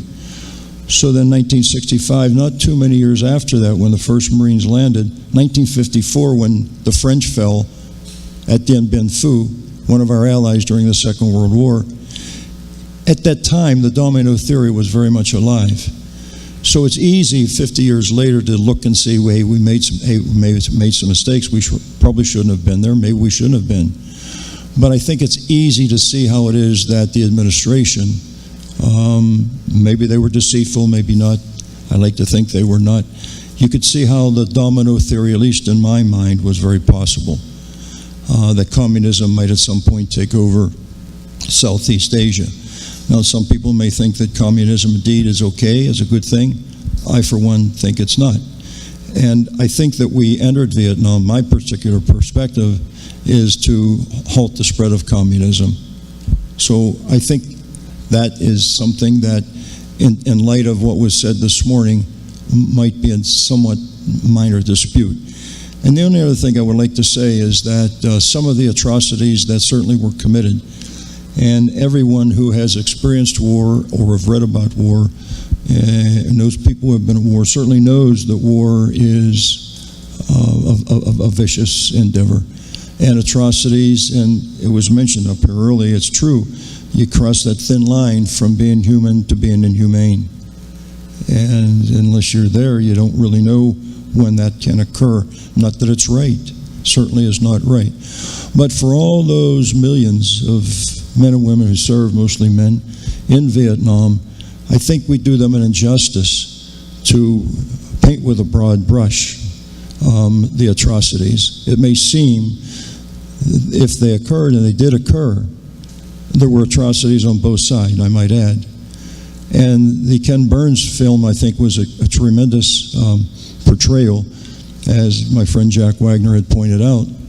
One of the things that struck me about watching that is that there was much more footage of what had occurred from our point of view because we had the cameras. But in terms of the footage that was there from the North Vietnamese, the Viet Cong's point of view, was not.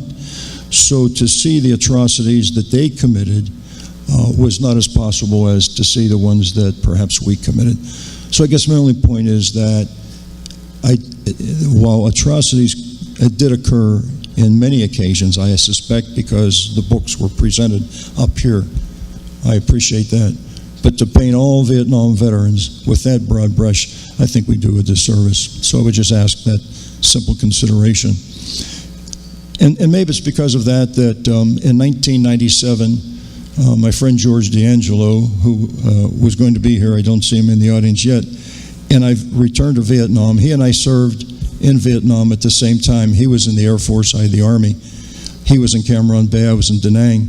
We got together a couple of times, and we just wanted to, in 1997, 30 years after we served, to go back to Vietnam and see the country, a beautiful country, at peace as opposed to war.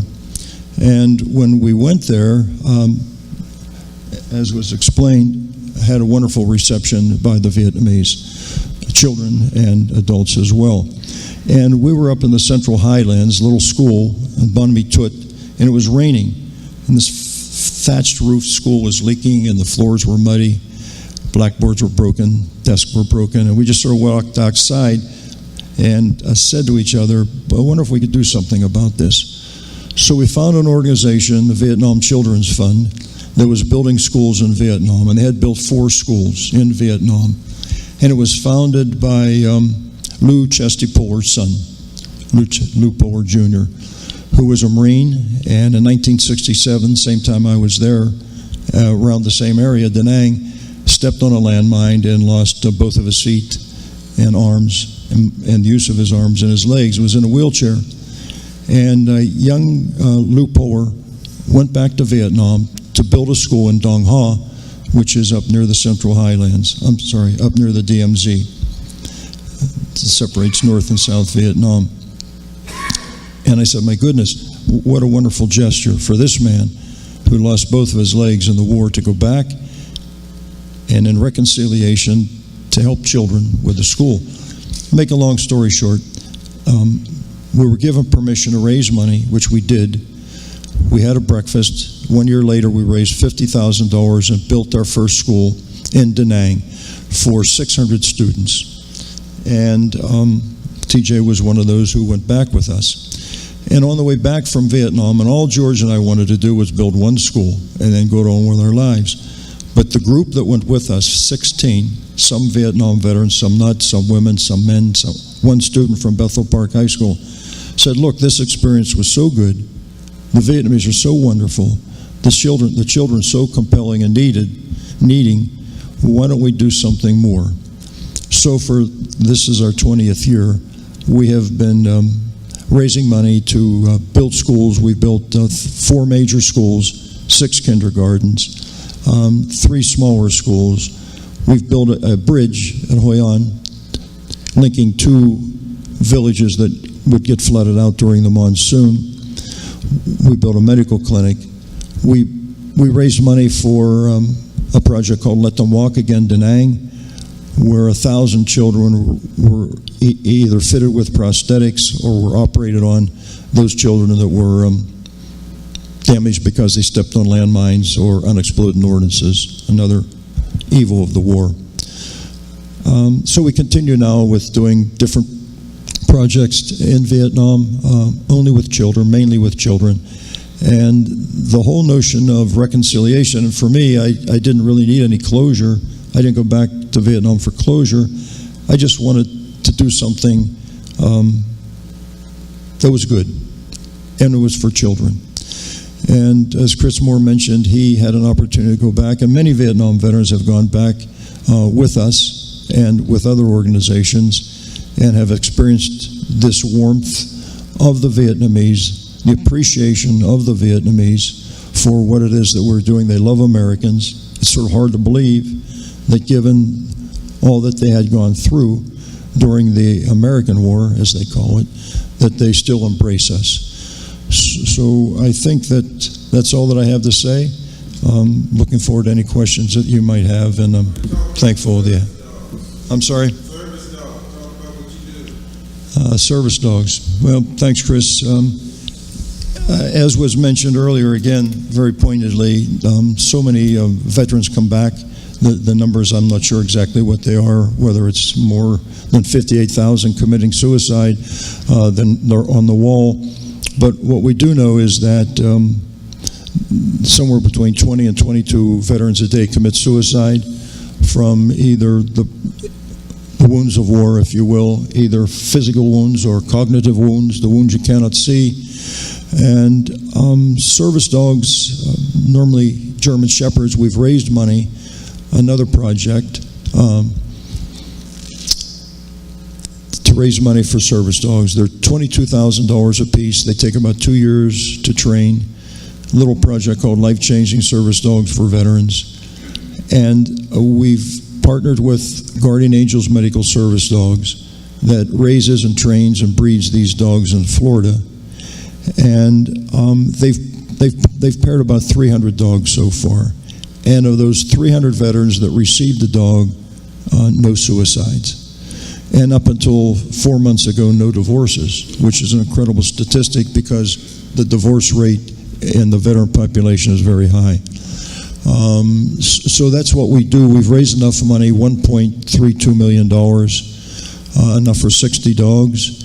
And now this organization hopes to build a facility in western Pennsylvania, right up here near Pittsburgh, to breed and raise and train the dogs here.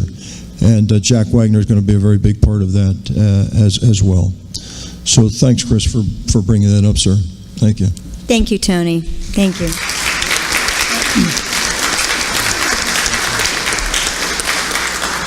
I'm very pleased to introduce our next guest, who informed me earlier that he is a CCAC alumni from the 90s.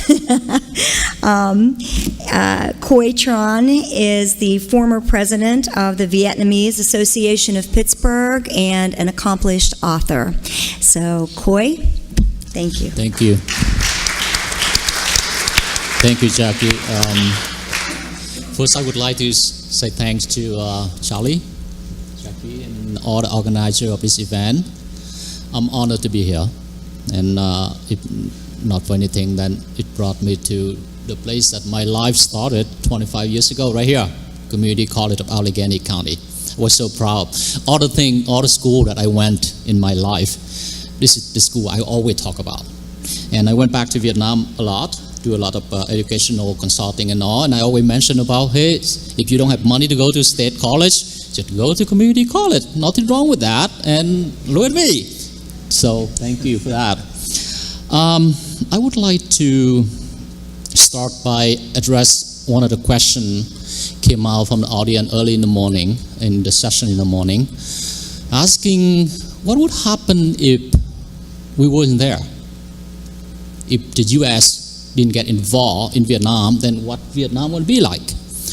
And the consensus seemed to me like, and Jack pointed out that very much the same, and I have to agree. A couple of months ago, the dictator of North Korea, Kim Jong-un, shook hands with the president of South Korea at the DMZ zone. We Vietnamese look at that picture and look at each other, what the heck? Then why did 4 million Vietnamese people have to die? That very much wrap up my opinion about that war. That war is useless. But I'm not here to talk about a war. I'm here to talk about some other thing. The title of this conference, right there, Working Class War. And my understanding is working class, philosophically, is a term to describe people who work in factory. Am I correct? Any professor here correct me? For me? But we in Vietnam, we don't call the people who work in the Royce Party as working class. Working class is a special name, applied for a specific group of people, and name mainly the people who work in industry. So by looking at that, looking at the Vietnam War, and it seemed to me a whole bunch of guys working in the factory fight with a whole bunch of guys working in the Royce Party, and whatever the reason, the guy in the Royce Party win the war. And the guy in the factory spent the next 50 years talking about it, and that's why we're here. So let's comment about the title there. I brought with me the book written by one of the main architects of the war, Robert McNamara. The title of the book is Argument Without End. And he borrowed this from another author saying history is an argument without end. Sounds great. But then in this book, he didn't present any new argument at all. He just spinning around and, tried to lament all this so-called lost opportunity. We should have done that, this, we should have done that, we should have talked to Lê Đức Thọ about this, we should talk to Vong Nguyên Giao about that, blah, blah, blah. It seemed to him and whoever, and Mike Strauss here, he mentioned about McNamara early on in his session. My point here is this. I've been here for almost 30 years, and I have not heard any new argument about this war. It seems to me that opinion is formed, things settle. The way we talk about the war today in 2018 is not much different from the way that they talk about the war in the 60s. So not much of argument. So I'm here to push forth one argument, to dispel one belief that's been there all along in the last 50 years. And that argument is this. And a lot of people believe that if we were not there, if we didn't get involved into the war, then the Vietnamese wouldn't fight. The reason for the war, because we were there. And to me, this is a ridiculous argument. It disregards of the history of the Vietnamese and the Vietnam nation. The fact is, the Vietnamese, we have been fighting each other for hundreds of years, long before the French set foot in Da Nang. We said 100 years before the American Marine landed in China Beach, right? We've been fighting all along. So this war essentially is a civil war. It's a civil war. And we get tangled into it, and we pick the wrong side. We pick the losing side of it. Of course, we're not gonna, the American, at that time, Tony used to point out, can't pick the other side because the Chinese and the Soviet Union already took that guy. So what left was the second half, and we took this guy and we lost. To me, if we ignore this fact of the Vietnamese history, we would never be able to understand the context of this war. And we're going to spend the next 100 years talking about it. What happened in South Vietnam after the war ended? I mean, hundreds of thousands of people were sent to prison camp. Million people were forced into a jungle. Million people were forced out to the sea, escape. Hundreds of thousands died in the journey. And in my mind, that's enough to justify we American. Oh, I should make a comment here. Sometimes I say we, I'm American. Sometimes I say we, I'm a Vietnamese. So bear with me on that. So, all the atrocity happened in the South after the war ended would justify the presence of the American during the war. I often mention a story now in World War II. General Eisenhower, in the last day of the war, when they liberate Auschwitz, with one of the concentration camp, and he pointed into the pile of bone and ashes and things, and he told the guy next to him, "This is the reason why we're here." Then I would like, similarly, if you look at what happened to the Southern people in Vietnam after the war, I can say the same thing. That's the reason why you guys were there. Okay, you lost, you fell, but you were there for the good cause. And I truly believe that. And I can't speak for a lot more than people than my community in Pittsburgh believe that. My community in this country, a full 3 million Vietnamese, believe that. You guys were there for the good cause.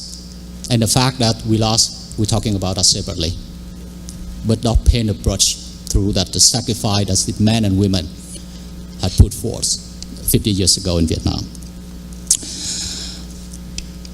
Of course, Tony's mentioned that, yeah, atrocity. We did a lot of bad things.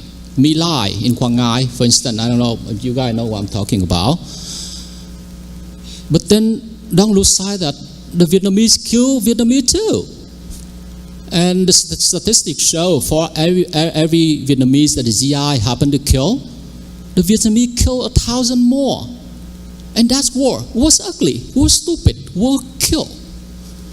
And then I think we should talk about a separate from and Tony saying that don't paint the brush that every GI, every American soldier go there and kill children and women and all that stuff. But come on, 40, 50 years now, I think we, our minds cool enough to be fair with everyone else.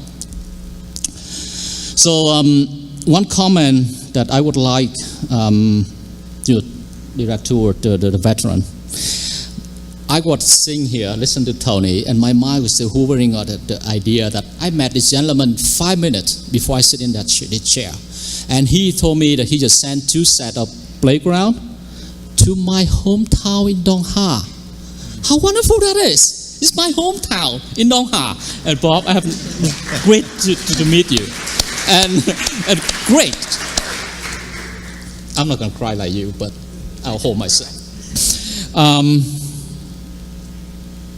To me, and I often told the veteran that I met in Vietnam and I met here, and to me, to a lot of my friends, to the community that I be part of and at one time the leader, I can say to you this. The reason that you guys go there now is the same reason that you go there 50 years ago.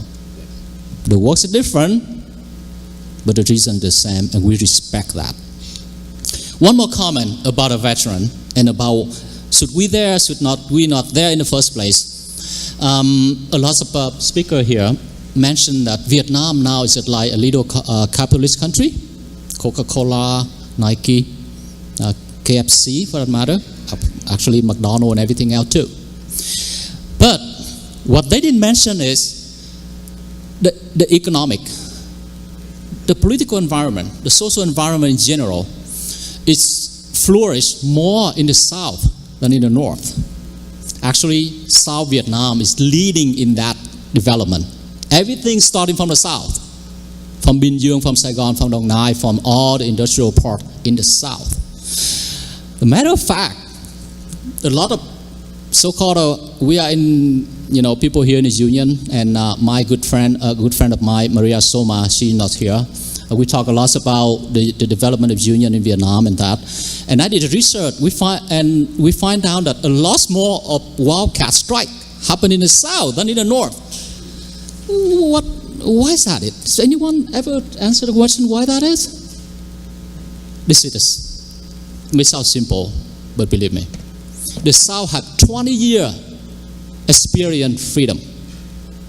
Yeah, it's like handicap, half-baked, ugly, corruption, but freedom nonetheless.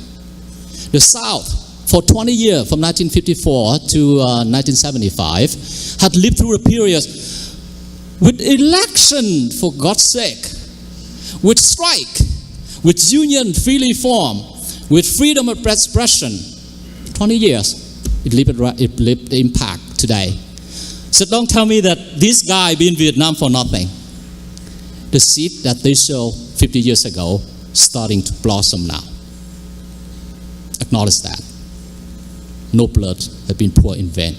Acknowledge that. So you go to Vietnam nowadays, and I go a few times a year, by the way, and I hope to see you there, Bob. You're going to see the image of Americans still there. Now, of course, now you see Coca-Cola and Nike, and then all the nice car and all that stuff. But the spirit is there. The spirit is there. 55,000 people died there. 55,000 of your comrades died there. And they don't die there in vain. That's what I wanted to tell you. All right, now come back to the reason why I'm here. I'm sorry. The reason I'm here, and the topic of this panel is the impact to Vietnam, right? I would just tell you this. I mentioned earlier the whole bunch of guys in the rice paddy won the war, and the bunch of guys in the factory lost it. Get what? The guy in the factory talking about it, but the guy in the rice paddy, stopped talking about the war a long time ago. We don't talk about the war anymore. It's gone. We learn a lesson. We share the pain. We move on a long time ago. The reason you're seeing a Vietnam right now as it is because we have moved on. We have moved on. The only two groups still talking about the Vietnam War and talk about it with some consistency is us here, and the government of Vietnam. No one else talking about it. Come on. The academics, from time to time, someone come out with a book talking about the war. Another conference talk about it. But in the normal day-to-day life, we don't talk about the Vietnam War anymore. What we talk about is what happened after the war. The scar left in our soul mostly came from what happened after the war already ended, not what happened during the war. I want to point that out. So the impact of the war is very much the impact of what happened after the war, not the impact of the war itself. My time is up. Last comment. This morning I got on my phone an email, actually a book review by a gentleman named Mark Hastings, some historian in UK, come out with a book by the title Vietnam, an Epic Tragedy. And the book will come out in October, but the review mentioned that the historian now look at the war, at the Civil War, and I just trust myself, say, you know what, why waiting that long? This is Civil War, admitted 50 years ago, treated as such, so we don't have to spend a lot of time spinning around and talking about it like we do. So the history of the Vietnam War have been written. It's not end with Ken Burns, $16 million and 10 episodes on PBS that you guys saw last year. It continues, and history actually an argument without end. And the more we're talking about it, the more we learn about ourselves, and that make history so interesting. And one last time, thank you very much, everyone. Thank you. Thank you, Coy. Thank you. And last but not least, our final panelist for this afternoon is Bob Matthews. And Bob is a member of the North Carolina Vietnam Veterans Incorporated Bridgeback Foundation, which is a nonprofit educational foundation. He is the co-author of Lessons of Vietnam, which is a curriculum for secondary education. And that curriculum has been shared in over 3,000 schools. So it's my honor to introduce Bob Matthews.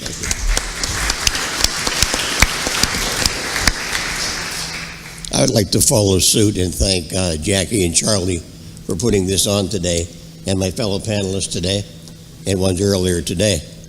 I was asked to make some concluding remarks today, which I will, and also talk about why it's necessary to teach the Vietnam story to American high schools today. And that was a task I relish, and I'm very proud to be here and have the privilege of your time. I served in Vietnam. I was drafted from Pittsburgh, Pennsylvania, went to Vietnam as a college graduate, came back, taught school in Meadville, Pennsylvania for several years before my wife and I moved to North Carolina. All the time, and I hate to use this word, but I wanted to teach Vietnam to my students, my seniors, my juniors, and I was denied permission because in the 60s, Vietnam was something that was kept on the back burner, and it drove most Vietnam veterans underground. Most of us talked about it with buddies only, close family members, never in depth, and never enough to relieve the tension you may have had. Serving in Vietnam for me was necessary. I was drafted. You had three choices. You could run to Canada or Sweden, you could hide, or you could serve. I come from a military family. Both of my brother-in-laws, my brother, my dad served. I had no choice. I willingly went to Vietnam, came back. Coming home was impossible. The country was not mean to everybody. It was indifferent. It's not that they hated you. They didn't understand why you did what you did. And I'm a teacher. And one of the things you do as a teacher is you embellish critical thinking. Why more than what? And you talk about things at length. And so when I got to Carolina, I started to teach school again. And I finally found a school system that would give me permission. I hate to use that word. Permission to teach Vietnam. I went to the wall when it opened in 1983, and I was amazed. It is an experience everyone does in their own way. I went to panel 40 East, line 28, and I visited my high school hero named James D. Pentland. I looked at all the names, I walked down the wall, and I listened. And I listened. I ran into a man standing there with his son, evidently a young boy, and he said, what are all these names? And the dad said back to him, they're just a bunch of names. I looked over and there's a woman, middle-aged, with her hand on the wall, talking to that name. That experience made me go back to Carolina, go to the Wake County School Board, and ask if I could write a course and introduce it to the high school, Enloe High School, a large high school in Raleigh, called Lessons of Vietnam. I had permission. I'll never forget the exchange at the school board meeting. One lady sitting there, and she said to me, Mr. Matthews, you were Teacher of the Year last year. Did you think that means something? I said, no. but I thought it might give me a chance to talk to you. She goes, can you give me one reason why you should teach Vietnam in American schools? I said, ma'am, I can give you 58,000 reasons. I just came back from the wall in D.C., and no one is telling their story. We're going to try in Carolina. I'm with a group called North Carolina Vietnam Veterans. They are willing to come forward. They have waited 20 years to have someone listen to their story. I'm going to incorporate them in the classroom. I'm going to give your teachers first-person history. When you're teaching Vietnam or the Cold War, and you get to a point where you're an expert, because we all have been taught by someone, but when you can bring in someone in your classroom that lived what they're talking about, please take advantage of that. The teachers went crazy. As Jackie said a minute ago, the course was received like I was giving money away. People kept coming. I had 45 in the classroom, had to get extra seats. The vets came out of the woodwork. They couldn't wait to tell their story. We now have the class itself in over 3,000 schools nationwide. And Vietnam veterans.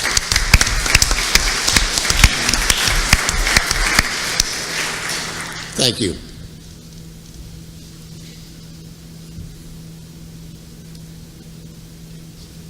Vietnam veterans are finally getting to tell their story. And it's one of those things that I watch Ken Burns too and refer to that a lot too. But the thing about Vietnam was simply, it was something you had to go through and come back and share with the students. I've had the ability and the privilege to go back to Vietnam 5 times. I've taken teachers back. We raised money in North Carolina to support the Vietnamese. We went to this man's hometown, Dong Ha. We bought 2 playgrounds and we shipped them to Vietnam, flew over and put them together and had the dedication. It was written up in USA Today as the finest course in the nation. I'm very proud of this course. I'm very proud of the Vietnam veterans. And we recently moved from North Carolina to Pittsburgh, my wife and I, last year.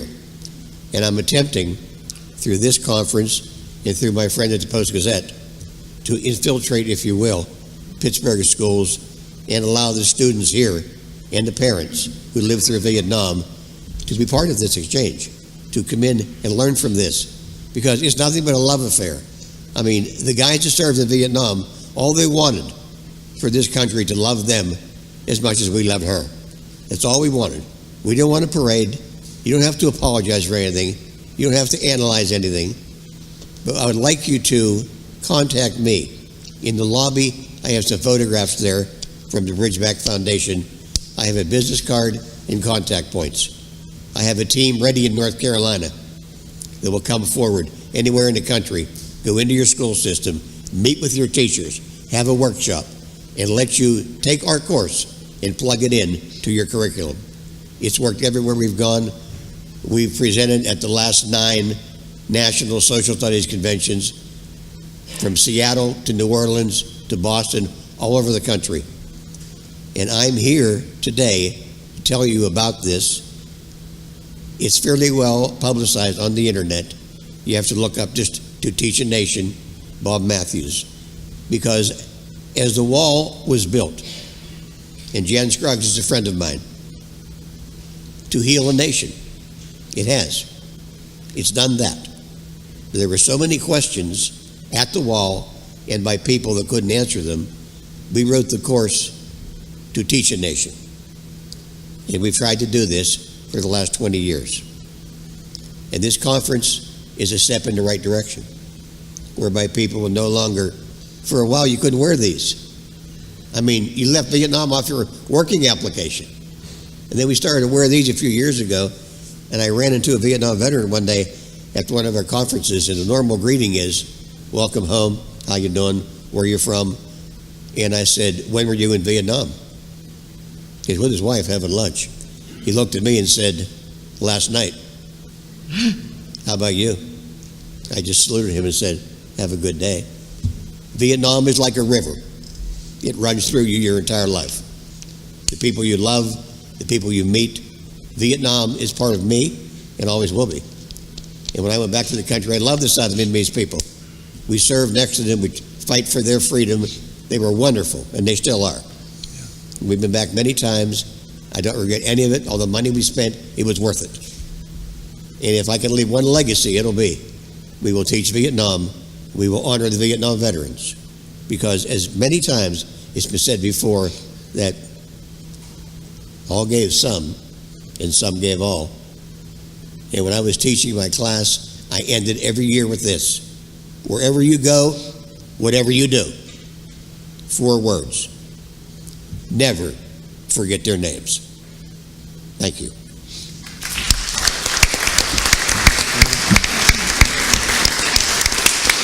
Thank you, Bob. I have some handouts as well where Bob listed some of his resources and his contact information. So I'll put those up here and have them available for you at the end of this panel. At this time, we're going to welcome some questions from the audience. Our student ambassadors are coming around again.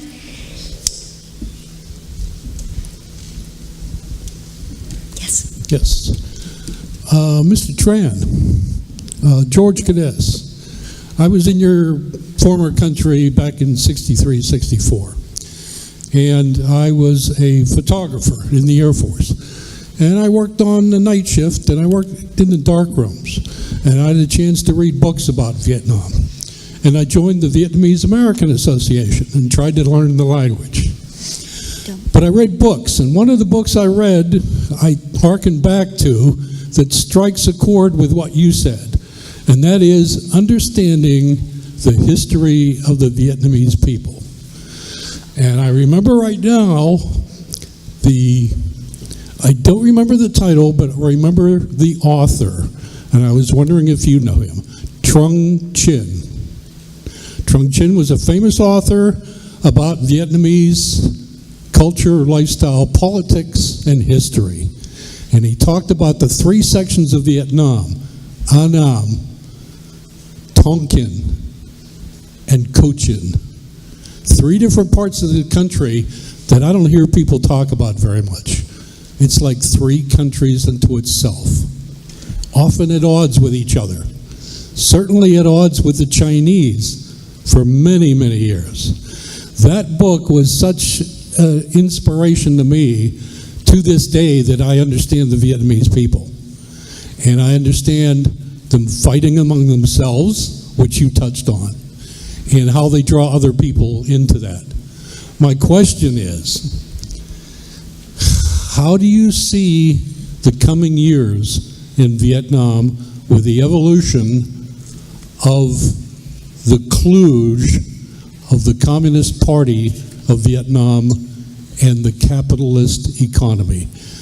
Do you see an evolution in the politics of the country and its close being an ally of the United States?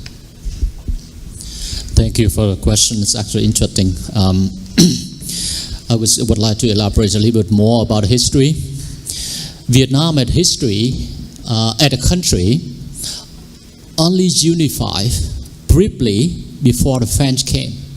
Prior to that, all the faction fighting for thousands of years.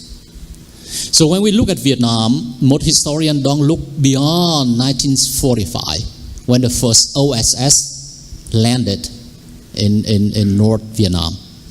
They should only look at that time frame with the nationalist movement and so on and so forth.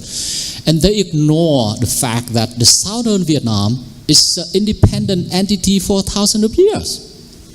And then within the colonialism time frame and all that stuff, all these factions leaning onto the world power to get their political power. So that led me to that.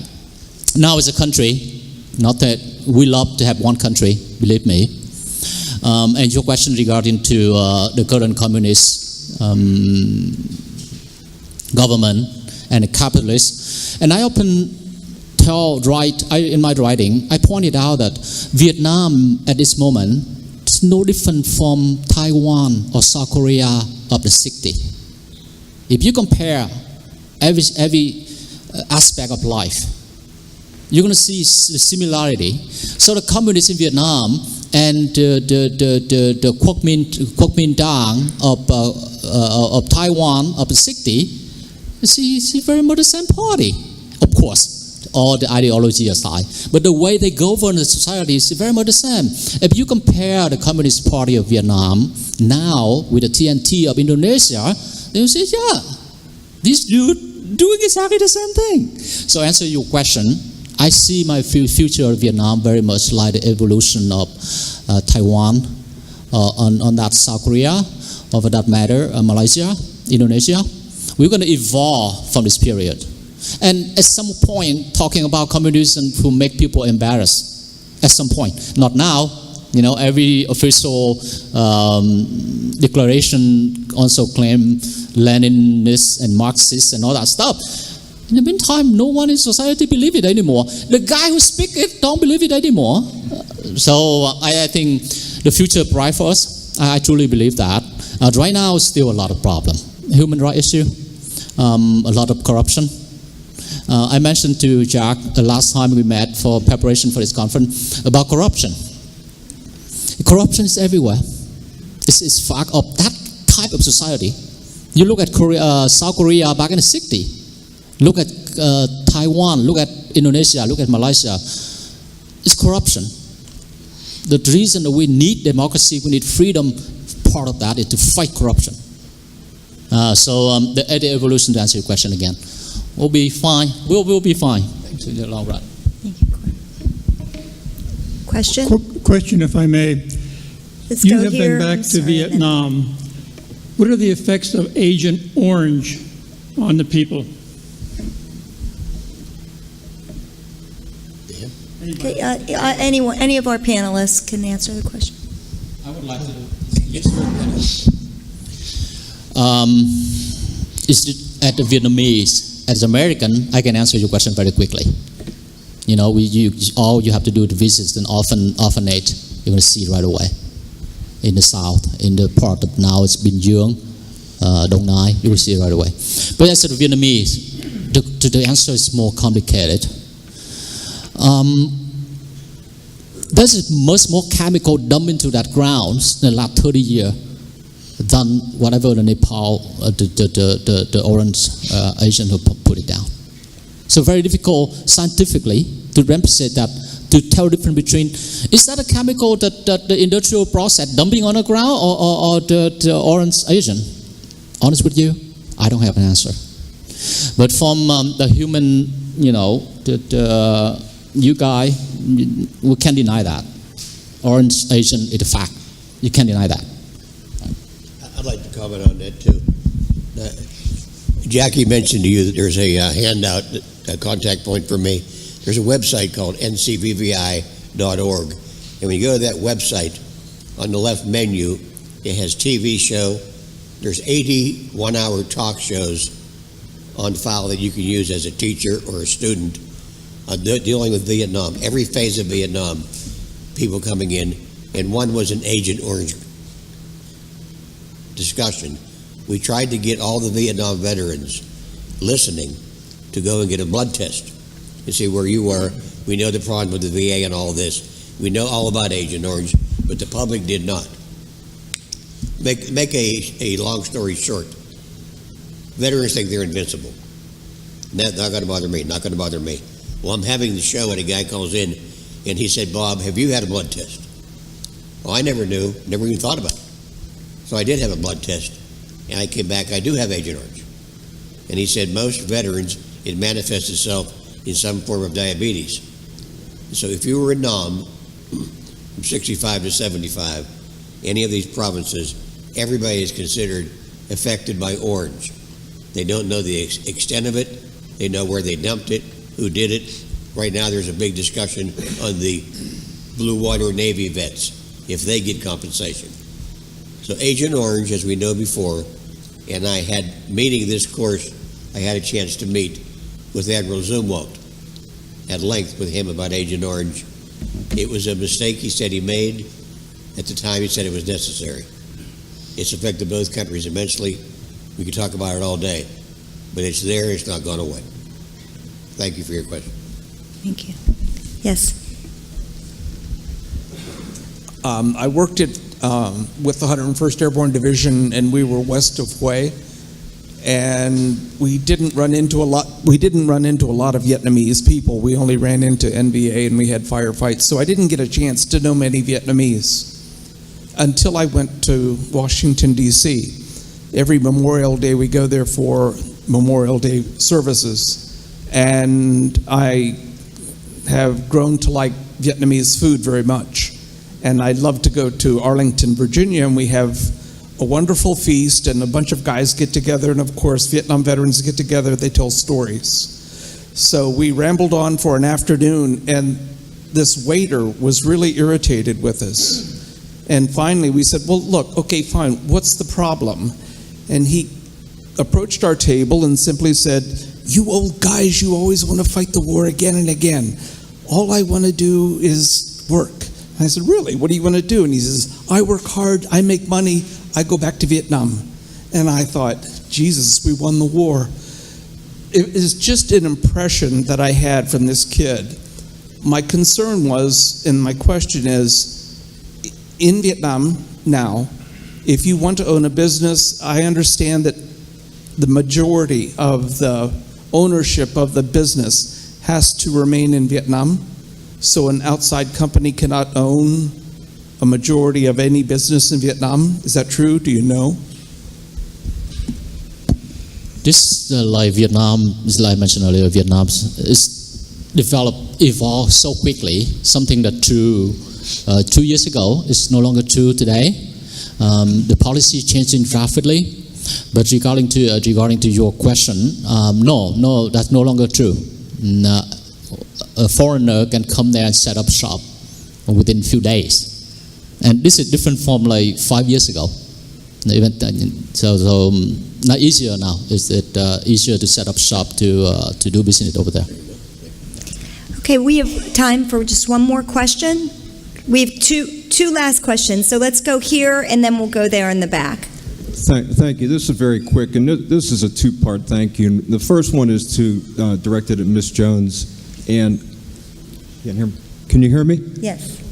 This is a thank you directed at the journalists like Ms. Jones who have gone back to Vietnam and been able to shine the light back to me. I've never had the desire nor the courage to return to Vietnam since 1968. But people like Chris Moore, I'm able to look at Vietnam in 2018 and see the country now.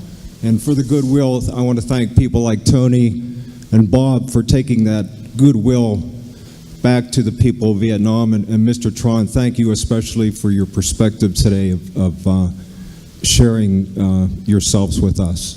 And just to thank again the journalists, you guys have done a tremendous job of going there and relating back to us what you've seen, the people you've talked to, and so forth. So thank you very much. Thank you. Thank you. Last question.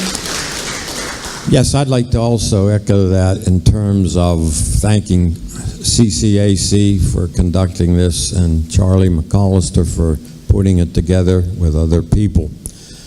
I am not a veteran, but I taught high school social studies for 35 years, and I taught a course called 20th Century America, an Oral History Interpretation. And what I've experienced here is oral history.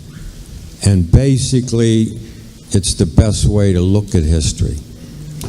My students over 25 years produced 1,543 hours of tape. You name the topic, we did it. I am thanking you for your curriculum. I'm also suggesting, and I'd like to see a hand, how many people of you here know about the Veterans Breakfast Club? That's great to see, because I started 5 years to go to that. I'm not a veteran, but I have learned so much. I listened to a man in the Second World War that walked up and survived the Bataan Death March.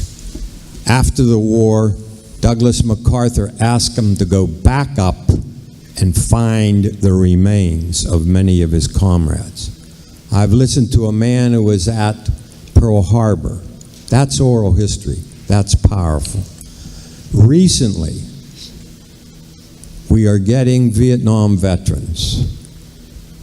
And it profoundly influenced me when I listened to two men who were at the Battle of Way in 1968. And their story, when they first asked him, when Todd DiPastino first asked them to tell it, they couldn't. Months later, they did. And I've come to believe that that's what we need. More people to go, more high schools to use your curriculum, and then maybe someday we'll come to rest, and the Vietnam veteran will get the honor and praise that they deserve from a country that generally has not yet given them that. Thank you. Thank you. Thank you very much. And with that, we're going to conclude our last panel. We'd like to give our panelists a small token of our appreciation for participating in this event today. I have a few closing remarks. First of all, I would like to say that this program would not have been possible, first and foremost, without all of our panelists for the day. So I would like to give a hand to every veterans, anti-war protesters, and our last group here, the Impact on Vietnam. This program, in totality, was the vision of Charlie McAllister. And Charlie's vision and his patience in pulling together the most fabulous group of panelists that we could ask for was so very, very important to making this day a success, the success it was. And last but not least, the day would not have been possible without you. And so we hope as we continue programming, whether it be through the Battle of Homestead Foundation, the Pennsylvania Labor History Society, CCAC, that you will continue to stay tuned and encourage attendance and participation. I've been here at CCAC for 18 years. We are a community college. Our job is to serve the community. Our job is to engage the community. It's a job that I love, and it's a rewarding job because of the people like you that I get to meet in programs like this, and the people like our panelists that I have the honor of meeting each and every day. Charlie?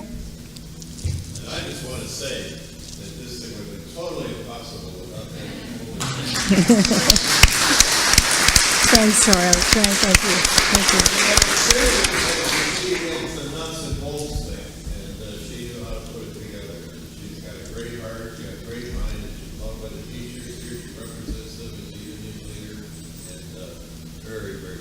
Thank you, Charlie. Thank you. So as you know, we're going to conclude our program today with a trip to the Vietnam Veterans Monument to honor T.J. McGarvey and the members of the Pittsburgh Building Trades. That monument, as Charlie has mentioned and is noted in your program, was built with all volunteer labor, and it was the vision of T.J. McGarvey. So we are honored to be able to honor him and to be able to honor all of those who served both in the war and, of course, as in the form of their labor. So we're going to end our program fittingly with just a short clip, a couple of minutes here from a production that was done in the 1991. Charlie McAllister, Steffi Domike was here a minute ago. And so this is titled Building Pittsburgh.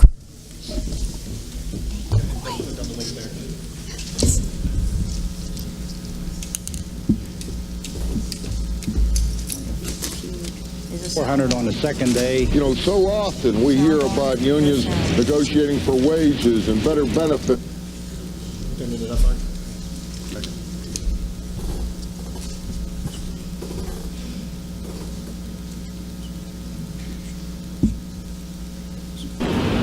$400 on the second day. You know, so often we hear about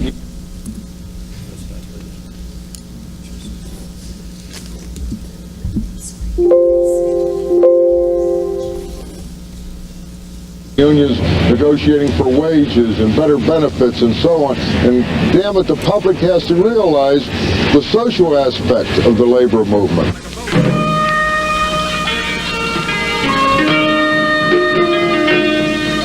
This monument was built 100% union. We're quite proud of that. But it was done with their sweat.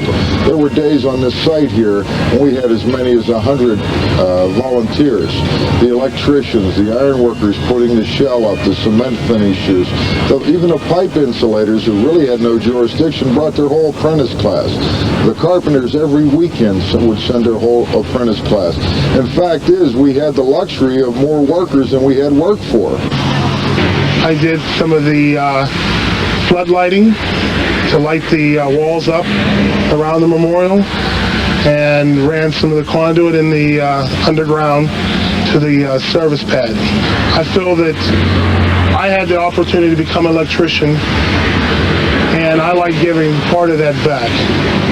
You know, the whole Vietnam experience was so much a blue-collar thing, and it was from the working families of this country. I think it's quite fitting that the working people of Western Pennsylvania built and erected this monument. Churches were called. So with that said, thank you so very much, and let's head to the monument. Have a wonderful afternoon, everyone.